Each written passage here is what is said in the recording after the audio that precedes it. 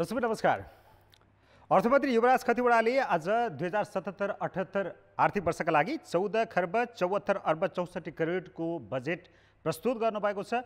यो बजेट कस्तो रह्यो? कोरोना महामारीका बीचमा आएको यो बजेटले देशमा देखिएको अर्थतन्त्रका समस्याहरूलाई समाधान गर्न सक्ने किसिमले आयो कि आएन, यो विषयमा हामी छलफल गर्दैछौँ र छलफलका लागि हामी विभिन्न अर्थविदहरूसँग कुराकानी गर्ने प्रयास गरिरहेका छौँ।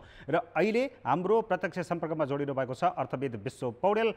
पौडेलजी, यहाँलाई स्वागत छ। Thank you. हजुर, अब कस्तो आयो त बजेट? हामी नीति तथा कार्यक्रम प्रस्तुत भइसकेपछि पनि यसै गरेर कुरा गरेका थियौँ। अब यो बजेटले त्यति राम्रो सङ्केत गर्ला जस्तो छैन। नीति तथा कार्यक्रम बडो सामान्य अवस्थामा जस्तै आयो, बजेट पनि त्यस्तै हुने हो कि भनेर आशंका गरिरहनु भएको थियो तपाईँहरूले। सुन्नुभयो बजेट कस्तो आयो त? बजेट अलिकति मिक्स छ होइन। त्यो त्यस्तो जुन रूपमा चाहिँ एकदमै बेकारको बजेट आउला भन्ने पहिला शङ्का थियो त्यो पनि छैन।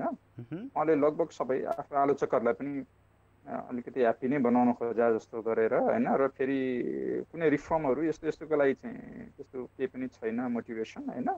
तर त्यस्तो खराब पनि छैन। जस्तो उहाँहरूले सुरुमा चाहिँ एकदम धेरै पैसाको धेरै रुपियाँको जथाभावी लिएर आउनुहुन्छ जुन थियो त्यो चाहिँ अलिकति कम गर्नुभयो होइन। केही प्रायोरिटीहरू जुन उहाँले भन्नुभएको छ, जस्तो प्रायोरिटी नम्बर 1 भनेको कोरोना कन्टेनमेन्ट गर्ने होइन। अब रोगै छ अगाडि त्यसलाई हेर्छु भन्नुभयो। दोस्रो सप्लाई चेनहरू राख्छु भनेर भन्नुभयो होइन। यी सबै कुराहरू प्रायोरिटी चाहिँ मेरो विचारमा उहाँले फिक्स करेक्टली गर्नुभयो होइन। इम्प्लोइमेन्टलाई गर्छु भनेर।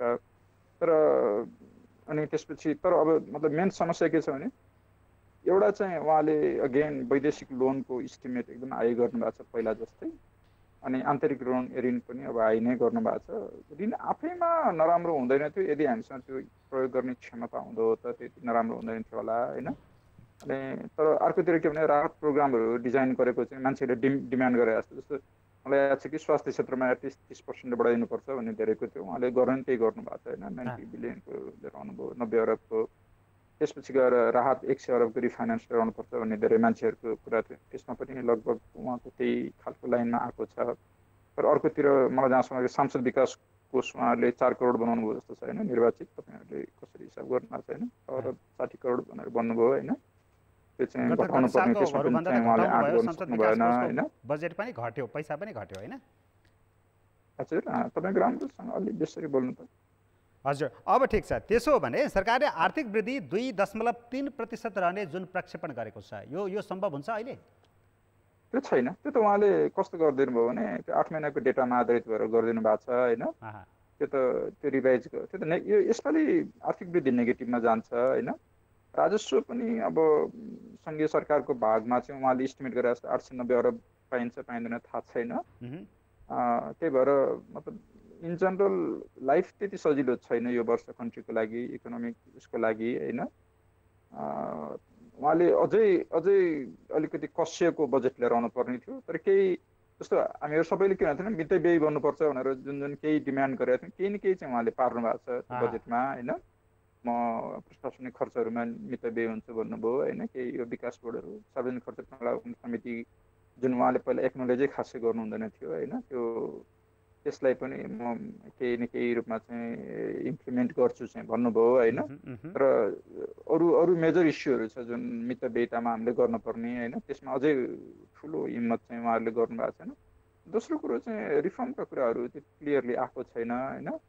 अनि अब कतिपय माइनरहरूमा तपाईँलाई क्षेत्रगत रूपमा यसो हेर्दाखेरि चाहिँ लेट्स से होइन मतलब उहाँहरू अब श्रममा जस्तो प्रधानमन्त्री रोजगार योजनामा हामीले 11 अरब भनेर भनिराखेका छौँ। अब यो पहिला 3 अरब 5 अरब खर्च गर्न पनि गाह्रो थियो है। अब यो विश्व ब्याङ्कको लोन अलिकति हालेर उहाँले त्यो भन्नुभयो होला। कसरी खर्च गर्नुहुन्छ, उहाँहरूको क्यापेसिटी कसरी बनाउनुहुन्छ भन्ने क्वेसन मार्क चाहिँ छ।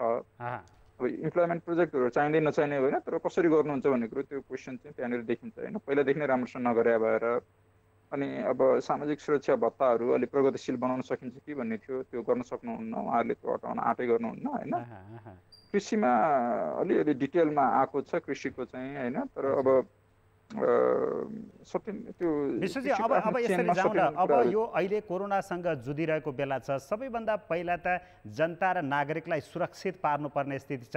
त्यसका लागि स्वास्थ्य प्रणालीलाई मजबुत बनाउनु पर्नेछ, भएकै स्थितिलाई प्रभावकारी बनाउनु पर्नेछ। यहाँनिर स्वास्थ्य क्षेत्रको बजेट पनि बढाइरहँदा यो बिचमा ल्याएका अरू आयोजनाहरू, अरू योजनाहरू कतिको प्रभावकारी हुने देखिन्छ? यो पर्याप्त भयो कि भएन? त्यसको लागि रिसोर्सेसहरू जस्तो पर्यटन विश्वविद्यालयको स्थापना गर्छु ह्यान्टेन भन्ने टाइपको जुन प्रोग्रामहरू आयो नि बिचमा होइन, यिनीहरूको लागि रिसोर्सेस कति ल्याउने हो, के गर्ने हो, खालि गफ मात्रै हो कि भन्ने क्वेसन चाहिँ छ। इभन स्वास्थ्यमा पनि अस्ति नीति तथा कार्यक्रममा राष्ट्रपतिज्यूले जस्तो जिल्ला हस्पिटलहरू 25 बेडको होइन, अञ्चल हस्पिटलहरू 200 बेडको जस्तो लाग्छ मलाई होइन, भनौँ एकदम म्यासिभ एकदमै एम्बिसियस प्रोग्रामहरू पनि छ कि स्वास्थ्यमा।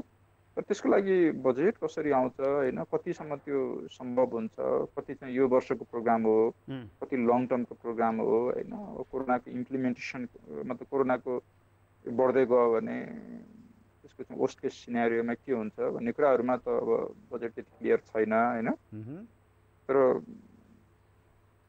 तर अरू अब के भन्ने एउटा माइनर टच चाहिँ गर्नुभएको छ। हजुर, अनि अब यो बजेटलाई चाहिँ कसरी हेर्नु त हामी? उही पुरानै ढर्राको बजेट या केही अलिक समय सान्दर्भिक खालको बजेट, अलिकन परिवर्तित रूपकै बजेट हो त यो? एक सेन्समा पुरानो ढर्राको हो, किनभने तपाईँले पोहोर सालको बजेट र यसपालिको बजेट छेउमा राखेर हेर्नुभयो भने बेसिकली धेरै फरक छैन होइन। अब कतिपय नाराहरू त्यही दोहोरिएकै छ, अनि अब कतिपय पुरानो प्रोग्रामहरू दोहोरिनै नहुने पनि होइन, कोही 2 वर्षे प्रोग्राम हुन्छ, कोही 3 वर्षे प्रोग्राम हुन्छ, तर त्यो जुन ड्रप गर्नुभएको छ त्यसको रिजल्ट के थियो भन्ने कुरो चाहिँ हामी सबैलाई थाहा छ। त्यो सफल भएको छैन भन्ने कुराहरू होइन, केही प्रोग्रामहरू ड्रप गरे पनि। तर कतिपय चाहिँ अब पुरानो कुन सेन्समा पुरानो ढर्रा छ भने खासै इमेजिनेटिभ प्रोग्रामहरू त छैन होइन, चाहे रोडमा होस् चाहे ऊर्जामा होस्। तपाईँले यदि ऊर्जाको मलाई अलिक ठ्याक्कै याद आयो कि पोहोर साल हामीले 1000 मेगावाट थप्छौँ भनेर भन्थ्यो, 200 मेगावाट थप्यौँ। अब यसपालि पनि 1000-1200 कति मेगावाट थप्ने भन्ने कुरा आइरहेको छ होइन। अनि नयाँ इमेजिनेटिभ केही छैन। यदि तपाईँलाई आएको छ भने ऊर्जामै पनि जनताको पानी के अरे जनताको लगानी नेपालको पानी के प्रोग्राममा चाहिँ पोहोर साल 1800 मेगावाट कति 18000 मेगावाट होइन, 18वटाको। विश्व पौडेल अर्थविद हामीसँग आज प्रस्तुत बजेटका विषयमा समीक्षा गर्दै हुनुहुन्छ। विश्वजी तपाईँको भिडियो अहिले अफ भएको छ, त्यसकारण म बोलिरहेको छु। अब हामीसँग विश्वजी तपाईँले सुनिरहनु भएको छ, पूर्व अर्थ सचिव रामेश्वर खनाल पनि अहिले प्रत्यक्ष रूपमा जोडिनु भएको छ। म रामेश्वरजीलाई पनि स्वागत गर्न चाहन्छु। रामेश्वरजी, यहाँलाई स्वागत छ। नमस्कार। कस्तो रह्यो त बजेट, कस्तो पाउनुभयो? अब यस्तो बजेटमा धेरै क्षेत्रमा चाहिँ पोहोर सालकै कार्यक्रमहरू, पोहोर सालकै वक्तव्यमा उल्लेख गरिएका कुराहरू दोहोरिएका छन्। तर पनि यो बजेट कोभिड-19 को सङ्क्रमणको सन्दर्भमा चाहिँ केही नयाँपन छ। म नयाँपनबाट प्रारम्भ गर्न चाहन्छु। पहिलो कुरो नयाँपन भन्ने त तथ्याङ्कमै आइहाल्यो। यो चालु वर्षको बजेटको आकारभन्दा यो सानो छ। चालु वर्षको मध्यावधि मूल्याङ्कनमा उल्लेख गरिएको अङ्कभन्दा अलिकति ठुलो हो, तर अलिकति अङ्कको हिसाबले यो व्यवस्थित हुन खोजेको छ। त्यो एउटा राम्रै डिपार्चर मान्नुपर्छ त्यसलाई। र आन्तरिक ऋणको रकम पनि ज्यादै ठुलो विस्तार गरिएको छैन। चालु वर्षमा 195 अर्ब उठाउने भनिएको थियो, त्यसमध्येमा 193 अर्ब उठ्छ भनिएको थियो। आगामी आर्थिक वर्षमा 225 अर्ब मात्र राखिएको छ। त्यो वास्तवमा सन्तुलित गर्ने प्रयास हो। आधारभूत रूपमा यसमा मैले नयाँ मूलभूत रूपमा 3वटा कुराहरू चाहिँ देख्छु। पहिलो कुरा त नीति र कार्यक्रममा राहतको विषयमा ज्यादै शक्तिशाली ढङ्गले नबोलिएको हुनाले एउटा आम नागरिकको अपेक्षा बमोजिम आएन। नीति र कार्यक्रम दीर्घकालीन कुरा मात्रै गर्यो भन्ने जुन चर्चा भइरहेको थियो, त्यो सन्दर्भमा यो बजेटले राहतको बारेमा धेरै कुराहरू स्पष्ट गरेको छ। व्यक्तिगत राहत, रोजगारी गुमाएका व्यक्तिहरूलाई राहत, त्यसपछि साना घरेलु मझौला र ठुला उद्योगको लागि पनि राहत, र त्यसपछि गएर क्षेत्रगत रूपमा पनि पर्यटन उद्योगका विभिन्न क्षेत्रहरू, त्यसपछि हवाई उड्डयन क्षेत्रमा त्यो करबाट दिन सकिने राहत, खर्च अनुदानबाट दिन सकिने राहत, त्यसपछि मौद्रिक नीतिबाट दिन सकिने राहतको सन्दर्भमा अहिले यो बजेटले धेरै स्पष्ट कुराहरू गरेको छ। त्यसमा ज्यादै ठुलो शिकायत चाहिँ मैले अहिले गर्न चाहन्न। खोजे जस्तै छ, कार्यान्वयन त्यसको कसरी हुन्छ भन्ने कुरा मात्रै हो। दोस्रो महत्त्वपूर्ण कुरा यसले के गर्यो भने योभन्दा अगाडिका सरकारका सङ्घीय सरकारका वक्तव्यहरू पढ्दाखेरि सङ्घीय संरचनामा त्यति विश्वास भए जस्तो थिएन। अहिले बजेट वक्तव्यमा स्पष्ट भाषामा सङ्घीय संरचनाले काम गर्यो, प्रदेश र स्थानीय तहहरूले कोभिड-19 को प्रसङ्गमा काम गरे भन्ने कुरा एउटा त्यो कबुलै गरियो, त्यो स्वीकार गरियो। त्यो पनि सकारात्मक पक्ष हो। त्यसपछि स्वास्थ्यमा तपाईँले हेर्नुभयो भने स्वास्थ्यमा नीति र कार्यक्रममा पनि निकै राम्रो कुराहरू गरिएको थियो। नीति र कार्यक्रममा निकै लामो कुराहरू पनि थियो। बजेटले त्यसलाई समेटेर त्यसलाई चाहिँ अब एउटा अङ्कको आकार दिने काम चाहिँ गर्यो र स्वास्थ्य क्षेत्रमा जुन किसिमले कार्यक्रमहरू र आयोजनाहरू प्रस्ताव गरिएका छन्, समष्टिगत रूपमा बजेट घट्दा घट्दै पनि नेपाल सरकारले विगतमा प्राथमिकता दिइरहेका अरू क्षेत्रहरूमा बजेटको आकार घटेको छ। हेर्नु, भौतिक पूर्वाधार तथा यातायात क्षेत्रमा पोहोरको तुलनामा 168 अर्बबाट करिब 30 अर्ब घटेर 138 अर्ब जति भएको छ। कुल बजेट पनि 1532 अर्बबाट घटेर 1447 अर्ब भयो। त्यो सन्दर्भमा चाहिँ स्वास्थ्य क्षेत्रमा पोहोरको तुलनामा भन्नाले चालु वर्षको बजेटको आकारको तुलनामा आगामी आर्थिक वर्षमा बजेटको आकार चाहिँ बढेको छ। अब स्वास्थ्य मन्त्रालयको सामग्री खरिदको सन्दर्भमा केही हदसम्मको विशेषज्ञता विगतमा थियो। हालाकि त्यो कोभिड-19 को सन्दर्भमा चाहिँ त्यो उदाङ नै भयो, कमजोरी देखियो। त्यो कमजोर देखिँदै पनि स्वास्थ्य मन्त्रालयले सामान खरिदको हकमा चाहिँ बेला बेलामा काम गरेकै हो। निःशुल्क औषधिहरू गाउँमा पुर्याउने काम पनि राम्रै गरे हो। मातृ मृत्युदर कम गर्नको निमित्त, बाल मृत्युदर कम गर्नको निमित्त यावत कुराहरूमा स्वास्थ्य मन्त्रालयको विगतको कार्यसम्पादनलाई हामीले तारिफै गर्नुपर्छ। तर भौतिक पूर्वाधार निर्माणको सन्दर्भमा चाहिँ विगतको कार्यसम्पादन ज्यादै कमजोर छ। सरकारी अस्पतालहरू जिल्ला स्तरका अथवा ग्रामीण स्तरका बन्दै गरेका अधकल्चर रहेका थुप्रै छन्। अहिले त्यो स्वास्थ्य पूर्वाधार सिर्जना गर्नको निमित्त भनेर मात्रै 12 अर्बभन्दा माथिको रकम विनियोजन गरिएको छ। त्यो स्वास्थ्य पूर्वाधारको लागि मात्रै भनेर त्यस बाहेकका अरू केन्द्रीय स्तरका अस्पतालहरू जस्तै अब टिचिङ अस्पतालमा एउटा नयाँ शाखा नै खोल्ने, अनि अरू विभिन्न केन्द्रीय स्तरका अस्पतालहरू 300 शय्याको अस्पताल काठमाडौँमा खोल्ने, प्रत्येक प्रदेशमा यस्तो संक्रामक रोगहरू उपचार गर्नको निमित्त अस्पतालहरू खोल्ने भन्ने यी कुराहरू अतिरिक्त कुराहरू त्यो चाहिँ एउटा डिपार्चर, मेजर डिपार्चर चाहिँ यो बजेटले दिएको छ। कुरो के हो भने त्यो कार्यान्वयन कतिको हुन्छ भन्ने हो। अरू के ल्याउनु पर्ने थियो लिएन, त्यो ल्याइदिएन, त्यो विषयमा हामी फेरि कुरा गरौँला। म विश्वजीसँग आउन चाहेँ। विश्वजी, आर्थिक पुनरुत्थानका प्याकेजका कुराहरू थिए, निजी अर्थतन्त्र, निजी व्यवसायहरू, उद्योगीहरूका धेरै माग थिए, मजौला उद्योगीहरूका आफ्नै खालका मागहरू थिए, त्यहाँनिर सम्बोधन भयो कि भएन त? मलाई के लाग्छ भने माथि अब अलिक ठुला खालका उद्योगीहरूलाई लिएर, जस्तो हवाई यातायातदेखि लिएर होइन, टुरिज्ममा सर्टेन कुराहरू उहाँले मेन्सन गर्नुभएको छ होइन। रिफाइनेन्सको ऊ प्याकेज पनि लिएर आउनु भएको चाहिँ छ होइन। त्यसको डिटेल त त्यति धेरै डिटेल त आएको छैन र लुक्स लाइक त्यो बिगर पिक्चरमा चाहिँ आंशिक रूपमा सम्बोधन भएको छ होइन। र सानाहरूको हकमा चाहिँ अलि क्लियर छैन कि जस्तो लाग्छ मलाई होइन। मलाई किनभने जस्तो एक दुईवटा चाहिँ आयकरहरूको हकमा त उहाँले छुट दिन्छु नेक्स्ट इयर भनेर भन्नुभएको छ होइन। र जस्तो उनीहरूको लोनको म्यानेजमेन्टको होइन, लोन वेभर नै गरिदिनुपर्छ जस्तो लाग्छ मलाई सानाहरूको हकमा चाहिँ।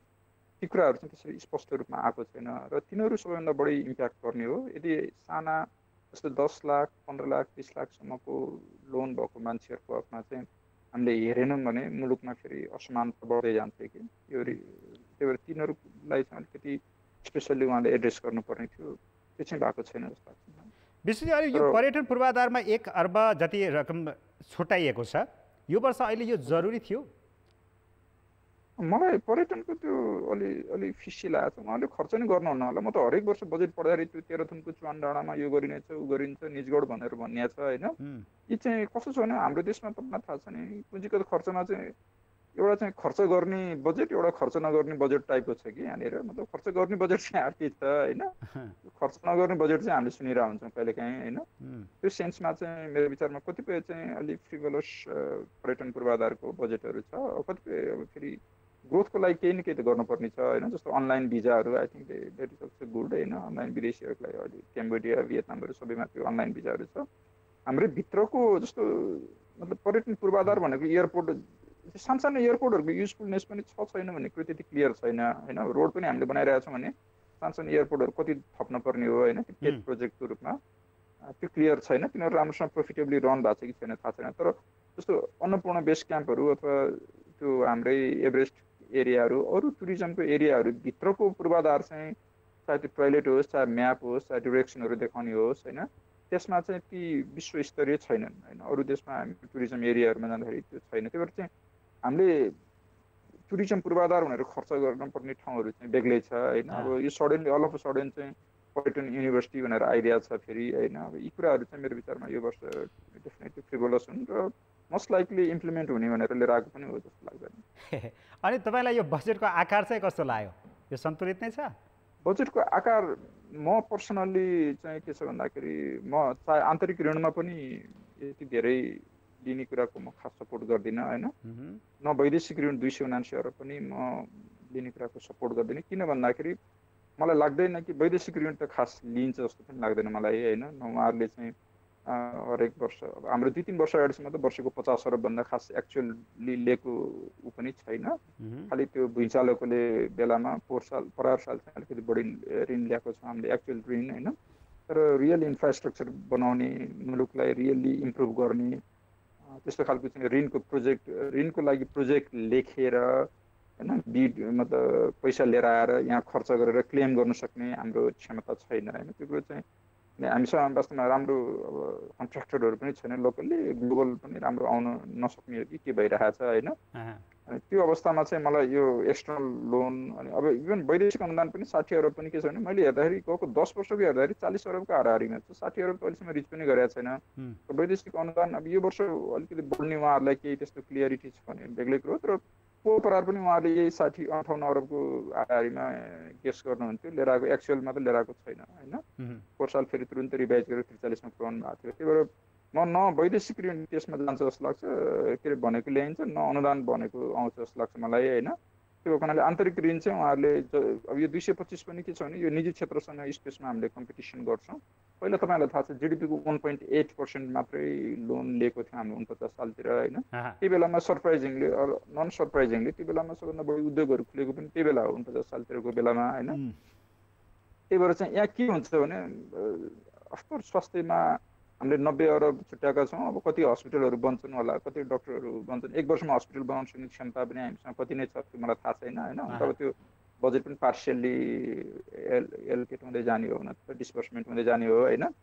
तर यी बजेटहरू राम्रोसँग के अरे खर्च गर्न सक्ने हाम्रो क्षमता छ जस्तो मलाई लाग्दैन। हस्, म तपाईँसँग फेरि आउँछु। रामेश्वरजीसँग जोडिन चाहन्छु। रामेश्वरजी, अब यो जति पनि भारतबाट र अन्य विदेशमा गएका मान्छेहरू फर्किँदै हुनुहुन्छ, बेरोजगारहरू नेपालमा थुप्रै नै अवस्था छ। लाखौँको सङ्ख्यामा नेपालमा बेरोजगार रहने स्थितिमा कृषि क्षेत्रले धेरै बेरोजगारहरूलाई ठाउँ दिन सक्छ, रोजगार दिन सक्छ र त्यहाँ इङ्गेज गराउन सकिन्छ भन्ने अपेक्षा सबैको थियो र त्यसै गरेर बजेट आउनुपर्छ भनिरहँदा आयो के त त्यतातिर? कृषि क्षेत्रमा केही आयो, नयाँपन देखियो? अब आउँछ नयाँपन? कृषिमा त थुप्रै नयाँपन देखिया छ। कृषिमा विगतका बजेटहरू तपाईँले उल्टाएर हेर्नुभयो भने कृषिको एउटा ओरिएन्टेसन चाहिँ सधैँ इनपुट दिने मात्रै हुन्थ्यो। अहिले कृषकको उत्पादनको बजार सम्बन्ध विस्तार गर्ने र बजारले सृजना गर्ने नाफाको हक चाहिँ कृषकको हातमा बढी पार्ने त्यो हिसाबले बजेट आएको छ। तपाईँले हेर्नुभयो भने प्रत्येक नगरपालिका गाउँपालिकामा खाद्य भण्डारहरू त्यो स्टोरेजको प्रबन्धै छैन। कतिपय नेपालका थुप्रै गाउँपालिका नगरपालिकाहरूमा उत्पादन हुन्छ, किसानले आफ्नो घरमा भण्डारण गर्न सक्यो भने सक्यो, होइन भने उसको घरमा भण्डारण गर्ने प्रबन्ध छैन भने उसले तत्कालै बजारमा बिचौलियाको हातमा बेच्नुपर्ने हुन्छ। त्यसले गर्दा कृषकको हातमा चाहिँ बजारको नाफा पर्न सकेका छैन। अहिले गाउँपालिका नगरपालिका प्रयोग गरेर उनीहरूलाई नै सङ्घीय सरकारले अनुदान दिएर प्रत्येक नगरपालिका गाउँपालिकामा खाद्य भण्डारहरू र कृषि उपजको भण्डारण गर्ने, समर्थन मूल्य तोकेर त्यो मूल्यमा किन्ने प्रबन्ध गरिदिने, त्यो स्थानीय तहलाई परिचालन गर्ने गरेर भनिएको छ। मेरो विचारमा यो कार्यक्रमको ओरिएन्टेसन र त्यसपछि गएर कार्यान्वयन गर्ने विधि पनि स्पष्ट भएको हुनाले त्यसले धेरै हदसम्म सहयोग गर्छ। तर कृषिबाट भन्दा पनि अहिलेको बजेटले रोजगारी कहाँबाट खोज्यो भन्दाखेरि एउटा त विदेशबाट फर्केर आएका जसले विदेशमा रोजगारी गुमाएर नेपाल फर्केर आउँछन् उनीहरूलाई भारतीय कामदारले विदेशी कामदारले नेपालमा काम गर्दै गरेको अवस्थामा वर्क परमिटलाई पहिला पनि बाध्यकारी बनाइएको थियो। अब अहिले फर्केर कोही त्यही पुनः जागिरमा जान खोज्यो, रोजगारीमा जान खोज्यो भने वर्क परमिट चाहिन्छ भनेको स्पष्ट फेरि भनियो। त्यसले गर्दाखेरि जो कामदार छोडेर गएका छन्, जहाँ काम जब चाहिँ खाली भएको छ, त्यहाँ विदेशबाट फर्केर आएका नेपालीलाई गाँच्नको निमित्त तत्काल तालिमको लागि बजेटको पनि प्रबन्ध गरियो। तालिम कुन कुन क्षेत्रमा दिने भनेर किटान पनि उहाँले गर्नुभएको छ। यो क्षेत्रमा त्यो रोजगारीको अवसर छ, त्यहाँ चाहिँ खाली छ भनेर त्यो किटान पनि गरिएको छ। र त्यसको निमित्त विदेशबाट फर्किने बित्तिकै विमानस्थलमा अथवा भन्सार बिन्दुमा उनीहरूको तथ्याङ्क लिएर उनीहरूको रुचिको विषय के हो, कहाँ काम गर्न उनीहरूको सिप छ र उनीहरूलाई कस्तो तालिम दिनुपर्ने भनेको तथ्याङ्क लिएर तालिम दिएर अनि त्यो जबसँग गाँच्ने भन्ने कुरा गरे हुनाले बाहिरबाट फर्केका मान्छेलाई सिधै कृषिमा पठाउनु पर्ने आवश्यकता देखिएन। अब भारतबाट फर्केकाहरूलाई कृषिमा गाँच्नको निमित्त कृषिमा जुन किसिमका कार्यक्रमहरू प्रस्ताव गरिएका छन् ती कार्यक्रम हेर्दाखेरि बजेट वक्तव्यले एउटा हामीले बोलिरहेको कुरालाई पनि स्वीकार गर्यो कि अहिले मानिसहरू सहरबाट गाउँ फर्कँदै गरेको अवस्थामा गाउँमै राख्नुपर्छ भन्ने कुरा उहाँले बोल्नु भएको छ।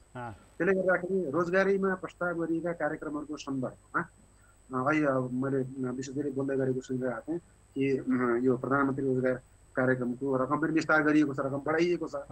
त्यसको कार्यान्वयन विधि पनि अहिलेको तुलनामा यी चालु वर्षको तुलनामा गएको आर्थिक वर्षको तुलनामा सुधार गरेर तत्काल कार्यान्वयन गर्ने खालको गराइने भनिएको छ। त्यसको त्यो त्यो त्यो कार्यक्रमको प्रभावकारिता भन्नाले त्यसको उद्देश्यमा चाहिँ अब शङ्का गर्नु भएन, किनभने त्यसमा विश्व ब्याङ्क पनि गाँसिएको हुनाले धेरै हदसम्म त्यसमा हुन सक्ने त्यो तपाईँको भ्रष्टाचार दुराचार दुरुपयोग त्यसलाई नियन्त्रण गर्ने विधिहरू बनेका छन्। खालि के भन्दाखेरि अब कार्यक्रम छनौट गर्ने त्यसमा कार्यान्वयन गराउने कुरा त्यसको दायित्व चाहिँ स्थानीय तहलाई सुम्पिएको हुनाले त्यो कार्यान्वयन चाहिँ आगामी आर्थिक वर्षमा पनि हुन्छ कि हुँदैन भन्ने विषयमा अलिअलि शङ्का चाहिँ होला। तर नीतिगत रूपमा जसरी रोजगारी सृजना गर्नको निमित्त कुरा गरिएको छ र क्षेत्रगत रूपमा भनिएको छ यो क्षेत्रमा यति यति रोजगारी सृजना हुन्छ भनेर भनिएको छ। अनुगमन गर्ने बेलामा पनि त्यो त्यो क्षेत्रले त्यति त्यति रोजगारी सृजना गर्यो कि गरेन।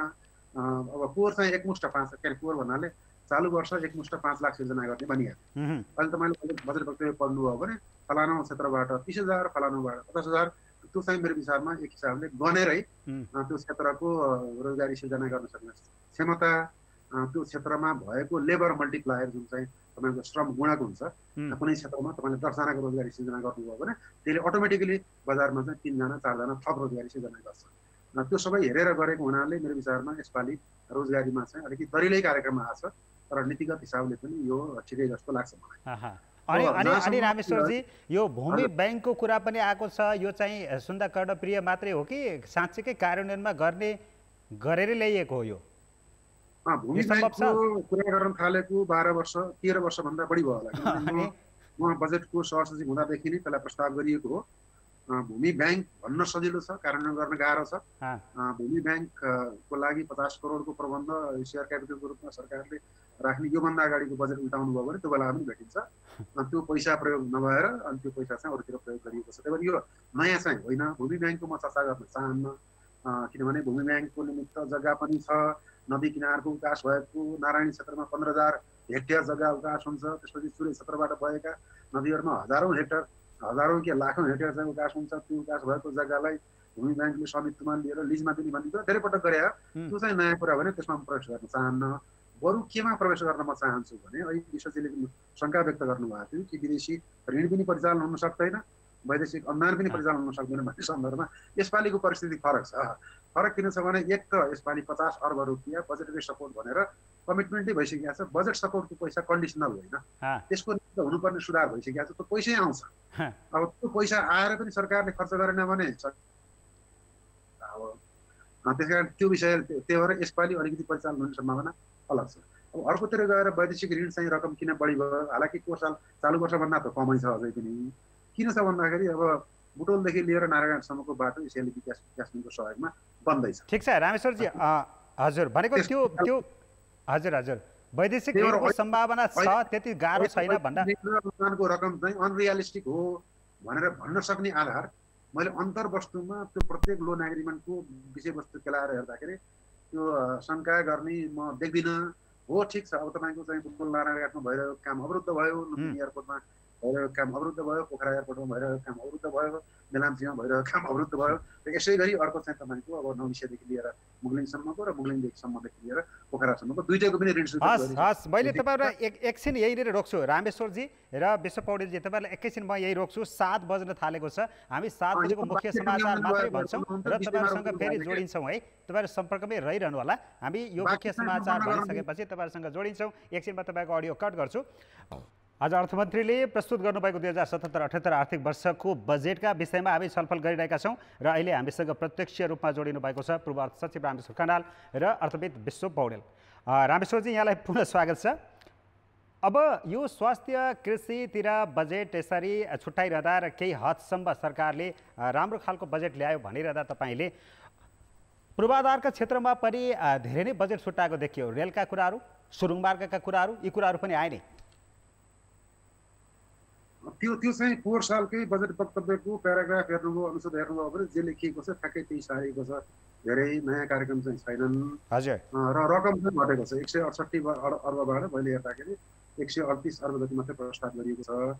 त्यही भएर त्यो चाहिँ अब लेख्नपर्छ, पूर्वाधारमा पनि जोड दिनुपर्छ। नीति कार्यक्रममा त्यता ठुला कुराहरू गरियो र बजेटले पनि त्यसलाई समर्थन गर्नुपर्छ भन्ने हिसाबले आएको जस्तो देखियो। र मूलभूत रूपमा प्राथमिकता यसपालि चाहिँ बढी मात्रामा स्वास्थ्य, राहत, रोजगारी सृजना र कृषि यो चारवटै कुराहरूमा जुन कुरा विगत चर्चा गर्दाखेरि हामीले पनि कुरा गरिरहेका थियौँ त्यही कुरामा गएको देखिन्छ। पूर्वाधारमा निरन्तर अब त्यहाँ उहाँले के पनि भन्नुभएको छ भने लो ह्याङ्गिङ फ्रुट्स तुरुन्तै एकै आर्थिक वर्षमा सम्पन्न हुने आयोजनाहरूलाई मात्रै मैले ठुलो रकम विनियोजन गरेको छु, त्यो बाहेकका अरू धेरै आयोजनाहरूमा गरेको छैन भन्नुभएको छ। त्यसले गर्दाखेरि वैदेशिक सहयोगका आयोजनामा त विनियोजन गर्नै पर्यो। जस्तो अब मुगलिङदेखि लिएर पोखरा, भविष्यदेखि लिएर मुगलिङ, त्यहाँ त वैदेशिक सहायताको रकम हो, त्यहाँ विनियोजन गर्नै पर्यो। ठेक्का लाग्ने क्रममा छ, जुन कुरा ठेक्का लागेको छ विनियोजन गर्नै पर्यो। त्यो बाहेकको नेपाल सरकार स्वयंले सञ्चालन गर्ने भनेर चाहिँ भौतिक पूर्वाधारतिर चाहिँ त्यो धेरै छैन। बरु सिँचाइमा सुनसरी के अरे यो सुनकोशी मरिन डाइभर्सनको लागि चाहिँ रकम छुट्याएरै राखियो यसपालि, त्यो मात्रै देख्छु। हस् रामेश्वरजी, अब फेरि हामीसँग पूर्व अर्थमन्त्री डाक्टर रामशरण महत पनि जोडिनु भएको छ। तपाईँ सम्पर्कमै रहिरहनु होला, तपाईँसँग पनि कुरा गर्छु। महतज्यू, यहाँलाई स्वागत छ कान्तिपुर समाचारमा। हजुर धन्यवाद। म अरूमा पनि अरूबाट पनि आइराखेको छ, छोटो गरौँ। हजुर धन्यवाद। हस्, तपाईँसँग म सुरुमै कुरा गर्छु। कस्तो लाग्यो त बजेट प्रमुख प्रतिपक्षी दललाई? होइन, बजेटमा चाहिँ नि धेरै कुरा गरिएको छ, निकै लामो छ।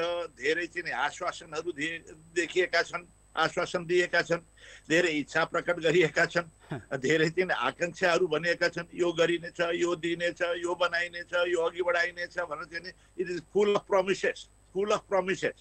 र चाहिँ नि मुख्य यसमा प्राथमिकता के हो, प्राथमिकतामा चाहिँ बढी जोड चाहिँ नि स्पष्ट छैन। धेरै कुरा यसमा उल्लेख भएका छन् र सरकारको चाहिँ नि कार्यान्वयन क्षमता चाहिँ एकदमै कमजोर छ। क्वालिटी अफ गभर्नेन्स त्यति राम्रो छैन। त्यसले गर्दाखेरि धेरै कुराहरूको आश्वासन दिए पनि, धेरै तपाईँको चाहिँ नि इच्छा आकांक्षा जगाए पनि त्यसलाई कार्यान्वयन गर्न सक्ने बारे चाहिँ नि धेरै चाहिँ नि तपाईँको आशंकाको अवस्था छ। अर्को कुरो चाहिँ नि के भने चाहिँ नि अब यो हामीले भन्दै थियौँ यो सार्वजनिक खर्चको पुनर्संरचना गर्नुपर्छ, खर्चको व्यवस्थापनमा सुधार गर्नुपर्छ भनेर त्यसमा केही कुरो त गरिया छ। तपाईँको यो सार्वजनिक खर्च पुनरावलोकन आयोगको सिफारिस पनि कार्यान्वयन गर्ने कुरो त गरिएको छ, त्यो भन्न त भनिएको छ। तर व्यवहारमा हेर्ने हो भने अहिले कुल बजेटमा पुँजीगत खर्चको चाहिँ अनुपात विगतको भन्दा पनि अझ झन् घटेको छ, घटेको अवस्था छ। त्यसकारण चाहिँ नि साँच्चैकै यो सार्वजनिक खर्च पुनर्संरचना गरेर चाहिँ नि अब प्रशासकीय खर्च र फजुल खर्चहरू घटाउने चाहिँ प्रवृत्ति चाहिँ यसमा देखिएको छैन। यद्यपि केही घटाउने भन्ने कुरो पनि गरेका छन्, ठिकै हो, तर जति घटाउनु पर्ने हो त्यो घटाउने देखिएको छैन। हेलो हजुर, अब यहाँनिर सरकार आर्थिक वृद्धि दर 2.3% रहने भनेको छ। यो चाहिँ कस्तो अनुमान हो, कस्तो प्रक्षेपण हो? यो चाहिँ नि महिनौँ अगाडिको 2-3 महिना अगाडिको चाहिँ तपाईँको अनुमान हो। तर चाहिँ नि अहिले लकडाउन लम्बिँदै गएपछि चाहिँ नि यो 2.3% को चाहिँ नि यो अनुमान पनि सम्भव छैन। उहाँहरूलाई चाहिँ के छ भने यो 8 महिनाको फाल्गुन मसान्तसम्मको जे अनुमान थियो त्यही अनुमानको आधारमा उहाँहरूले चाहिँ नि बोलिरहनु भएको छ। अब फाल्गुन मसान्तपछि चैत वैशाख अहिले जेठको आधा भइसक्यो, चाहिँ नि झन्झन स्थिति बिग्रँदैछ, सङ्क्रमण झन्झन बढ्दैछ। त्यसले गर्दाखेरि आर्थिक गतिविधिहरू बढ्न सकेको छैनन्। त्यसले गर्दाखेरि चाहिँ नि 2.3% को चाहिँ आर्थिक वृद्धि हुन सक्ने सम्भावना छैन। अनि अर्को कुरो बजेटले आगामी बजेटमा पनि धेरै खर्चहरू चाहिँ नि अब हामीले भने जुन प्रकारको हाम्रो राजस्वको चाहिँ अनुमान छ, आन्तरिक ऋण बाह्य ऋण जति लिनुपर्ने चाहिँ नि उचित हुन्छ, सम्भव छ। त्यसले गर्दाखेरि 1400 अरबसम्म चाहिँ नि को बजेट राख्न त्यहाँभन्दा बढी हुनुहुन्न भन्ने थियो, त्योभन्दा चाहिँ नि 80-90 अरब चाहिँ नि बढेको अवस्था देखिन्छ। अब त्यसलाई पनि कार्यान्वयन हुन सक्ने बारेमा चाहिँ नि आशंका हामीले देख्दछौँ। अब यहाँनिर अर्थमन्त्रीज्यूले आर्थिक प्याकेजहरू ल्याउनु भएको छ, आर्थिक पुनरुत्थानका प्याकेज ल्याउनु भएको छ, रोजगारी सृजना गर्ने कुरा गर्नु भएको छ, स्वास्थ्य क्षेत्रको बजेट बढाउनु भएको छ, यो अवस्थामा बढाउनु पर्ने आवश्यकता छ भनेर सबैतिरबाट माग भएको थियो। कृषिमा पनि केही नयाँ कार्यक्रमहरू ल्याउनु भएको छ। अनि खर्च कटौतीका कुरा तपाईँले केही सम्बोधन हुनुपर्छ जस्तो ल्याएको छ कटौतीका कुराहरू भने पनि ती कुराहरू पनि आएका छन्। संसद विकास कोषको बजेट पनि घटाइएको छ। यहाँनिर पनि यो त फेरि राम्रै आयो भनेर पनि विश्लेषण गरिरहनु भएको छ नि केही अर्थविदहरू। होइन, जहाँ जहाँ चाहिँ सकारात्मक कुरा गरेका छन्, अब त्यो चाहिँ मलाई जस्तो यो खर्च गाडी चाहिँ सुविधाहरू यो घटाउने चाहिँ गाडी किन्नेहरूलाई घटाउने यो भनेको छ, त्यसमा त सहमति छ। मैले त पटक पटक भन्दैछु चाहिँ नि यो सार्वजनिक खर्चको एउटा पुनर्संरचना गर्नु पर्यो, व्यवस्थापनमा सुधार गर्नु पर्यो भनेर उहाँहरूले नै यो बनाउनु भएको पहिला चाहिँ नि यो सार्वजनिक खर्च पुनरावलोकन आयोग थियो, त्यसका सिफारिसहरू लागू गर्छु पनि भनेको छ। तर त्यो लागू गर्दाखेरि त चाहिँ नि पुँजीगत खर्च चाहिँ नि बढ्नु पर्थ्यो, चालु खर्च चाहिँ नि घट्नु पर्थ्यो। तर बजेटको अनुमान हेर्दाखेरि चाहिँ नि त्यस्तो देखिएको छैन। अहिले पनि चाहिँ नि पुँजीगत खर्च 24% मात्रै सीमित छ। अनि यो बजेटको आकार कस्तो लाग्यो तपाईँलाई अहिले चाहिँ? यो ठिकै छ? बजेटको आकार चाहिँ नि अब हामीले चाहिँ नि 14 खरब भित्र रहनुपर्छ। 13.5 देखि 14 खरबको बिचमा रह्यो भने चाहिँ नि त्यो व्यावहारिक हुन सक्ला। त्यहाँभन्दा बढी भयो भने व्यावहारिक हुँदैन भनेका छौँ। अब त्यसमा आन्तरिक ऋण चाहिँ नि कुल घाँस उत्पादनको 5% भन्दा पनि बढी ढङ्गले चाहिँ नि कुल आन्तरिक चाहिँ नि तपाईँको ऋण उठाउने भनेर भनेको छ। त्यो आन्तरिक ऋण जति बढी उठायो निजी क्षेत्रलाई जाने ब्याङ्कबाट रकम चाहिँ नि घट्दै जान्छ, त्यो पनि त्यति हुँदैन। त्यस कारण 4% सम्म चाहिँ नि आन्तरिक ऋण उठायो हुन्छ। GDP को 5 भनेको पनि म्याक्सिमम हो, त्यति पनि सकेसम्म नगरौँ। अब 5 भन्दा पनि बढी, 5% भन्दा पनि बढी जाने जस्तो छ। त्यस्तै गरी बाह्य ऋण पनि 200 अरब भन्दा बढी चाहिँ नि प्रस्तावित अनुमान गरिएको छ। त्यो चाहिँ नि त्यसको लागि पनि अब बाह्य ऋण भनेको नि हामीले जुन कामको लागि बाह्य ऋण लिन्छौँ त्यो चाहिँ नि कार्यान्वयन हुन सक्ने हुनु पर्यो। ती आयोजनाहरू कार्यान्वयन हुन सक्ने हुनु पर्यो। कार्यान्वयन भएन भने चाहिँ नि त्यो रकम आउँदैन। त्यसले गर्दाखेरि कार्यान्वयन क्षमता बढाउनु पर्छ। यो सरकारको चाहिँ नि धेरै आकांक्षाहरू, धेरै इच्छाहरू, यो गर्छु, यो गरिनेछ भनेको छ, यो सम्पन्न गरिने भनेको छ, अब फुल अफ प्रोमिजेस यो बनाइनेछ भनेको छ, यो दिइनेछ भनेको छ, यो अघि बढाइनेछ भनेको छ। तर त्यसलाई कार्यान्वयन गर्न सक्ने चाहिँ नि क्षमता चाहिँ नि अब बारेमा धेरै शङ्का गर्ने ठाउँ छन्। अहिलेसम्मको चाहिँ नि जे जस्तो चाहिँ नि गतिविधि छ, प्रवृत्ति छ, त्यसले चाहिँ कुरो धेरै गर्ने, काम चाहिँ नि गर्न नसक्ने प्रवृत्ति चाहिँ नि अहिलेसम्म देखिएको छ। त्यही हजुर बाजी, तपाईँको संयोजकत्वमा तपाईँको पार्टीमा एउटा विशेष समिति पनि गठन भएको थियो, त्यसले एउटा सल्लाह सुझावहरू पनि दिनुभएको थियो। तपाईँहरूले धेरै कुराहरू समावेश भए होइन? हुन त होइन, ती कुराहरू त धेरै समावेश छन्। त्यस कारण चाहिँ जो भनिएको छ भनेको कुरोमा चाहिँ आपत्ति छैन। हामीले जो चाहिँ नि जुन कुराहरू चाहिँ नि सुझाव राखेका छौँ, अघि बढाएका छौँ, त्यसलाई पनि तिनै पनि धेरै कुराहरू त्यहाँ पनि उल्लेख गरिएका छन्। तर मूल कुरो चाहिँ नि त्यसलाई साँच्चैकै व्यवहारमा कसरी आउने हो त्यसमा भर पर्छ। त्यो चाहिँ आगामी दिनमा मात्रै थाहा हुन्छ। कार्यान्वयन क्षमतामा भर पर्छ, सुशासनमा भर पर्छ। सुशासनका आश्वासन मात्रै हुँदैन, त्यो व्यवहारमा आउनु पर्यो। आर्थिक पुनरुत्थानका प्याकेजहरू पनि ल्याउनु भयो, यो ठिकै छ? सम्बोधन हुने खालको छ? पुनरुत्थानका कुराहरू पनि त्यहाँ धेरै उल्लेख छन्। त्यसमा पनि प्रायोरिटी, प्राथमिकता केलाई दिने हो त्यहाँ उल्लेख त धेरै भएको सुनिएको छ। अब त्यो बजेट फेरि पढेपछि अहिले राम्रोसँग हेर्न सकिएला भोलि पर्सिसम्म। तर चाहिँ नि प्राथमिकता कसरी जाने हो, कसरी कार्यान्वयन गरिने हो, अब त्यसमा चाहिँ नि भर पर्छ। अहिले पनि जस्तो भनौँ न, उहाँहरूले भन्नुभयो उद्योग धन्दाहरू चलाउन दिने भनेर चाहिँ 44 थरीका उद्योगहरू चलाउन दिने भनेर लकडाउन कन्टिन्यू गर्दा पनि तर चलाउन सक्ने अवस्था चाहिँ नि छैन।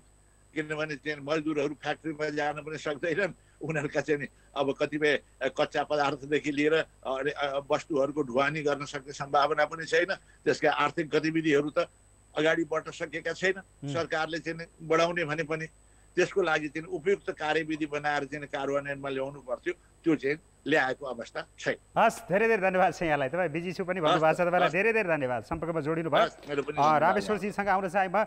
रामेश्वरजी, भौतिक पूर्वाधारमा बजेट घट्यो, पोहोर 163 अर्ब जति थियो क्या होइन? तपाईँ करेक्सन गर्नुहोस् यदि म गलत हुन्छु भने। अहिले 138 अर्ब भयो, तर स्थानीय पूर्वाधार विकास कार्यक्रमको निरन्तरता चाहिँ रह्यो। हजुर सुन्दै हुनुहुन्छ मलाई?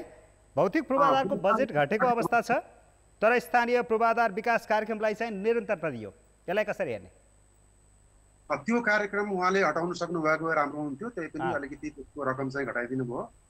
अब त्यो घटाएकोलाई पनि राम्रै मानौँ, अब के गर्नु, त्यो पुरै घटाउनुपर्छ भन्ने सबैको माग थियो, नेपाली काङ्ग्रेसको माग पनि थियो, आम जनताको माग पनि थियो, तर त्यो माग पुरा गर्न सक्नु भएन। उहाँलाई आफ्नै पार्टीबाट दबाब भयो होला, त्यही भएर उहाँले त्यसलाई राख्नुभयो, अलिकति रकम घटाउनु भएको छ।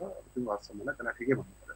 अब म तपाईँलाई फेरि पनि जोड्न चाहन्छु, धेरै ठुला आयोजनाहरूलाई अहिले चाहिँ प्राथमिकतामा नराखौँ। केही ठुला आयोजनाहरू जो तत्कालै गर्न सकिने खालका छैनन्, जसले राष्ट्रिय रणनीतिक महत्त्व बोक्दैनन्, तिनीहरूलाई पज गरे पनि हुन्छ, होल्डमा राखे पनि हुन्छ भनिरहँदाखेरि यहाँ सामान्य सभा हल बनाउनेदेखि लिएर मेगा सिटी, स्याटेलाइट सिटी जस्ता कुराहरू, सुरुङ मार्ग, रेल मार्गको त म अघि गरेँ, यी केही कुराहरू त नभइदिएका भए पनि हुन्थ्यो जस्तो लागेको छ तपाईँहरूलाई पनि?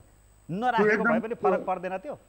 त्यो एकदमै लागेको छ, किन भन्दाखेरि नीति र कार्यक्रममा त्यो कुराहरू बोल्दाखेरि नै ज्यादै महत्त्वाकांक्षी दूरगामी महत्त्वका अहिले यो आर्थिक वर्ष, आगामी आर्थिक वर्षको लागि चाहिँ महत्त्व नहुने, आगामी आर्थिक वर्षको सन्दर्भ, समस्या, पृष्ठभूमि नै अलग छ। त्यही भएर त्यो पृष्ठभूमिलाई सम्बोधन गर्ने गरी नीति र कार्यक्रम आउनुपर्छ त्यो बेला पनि भनियो।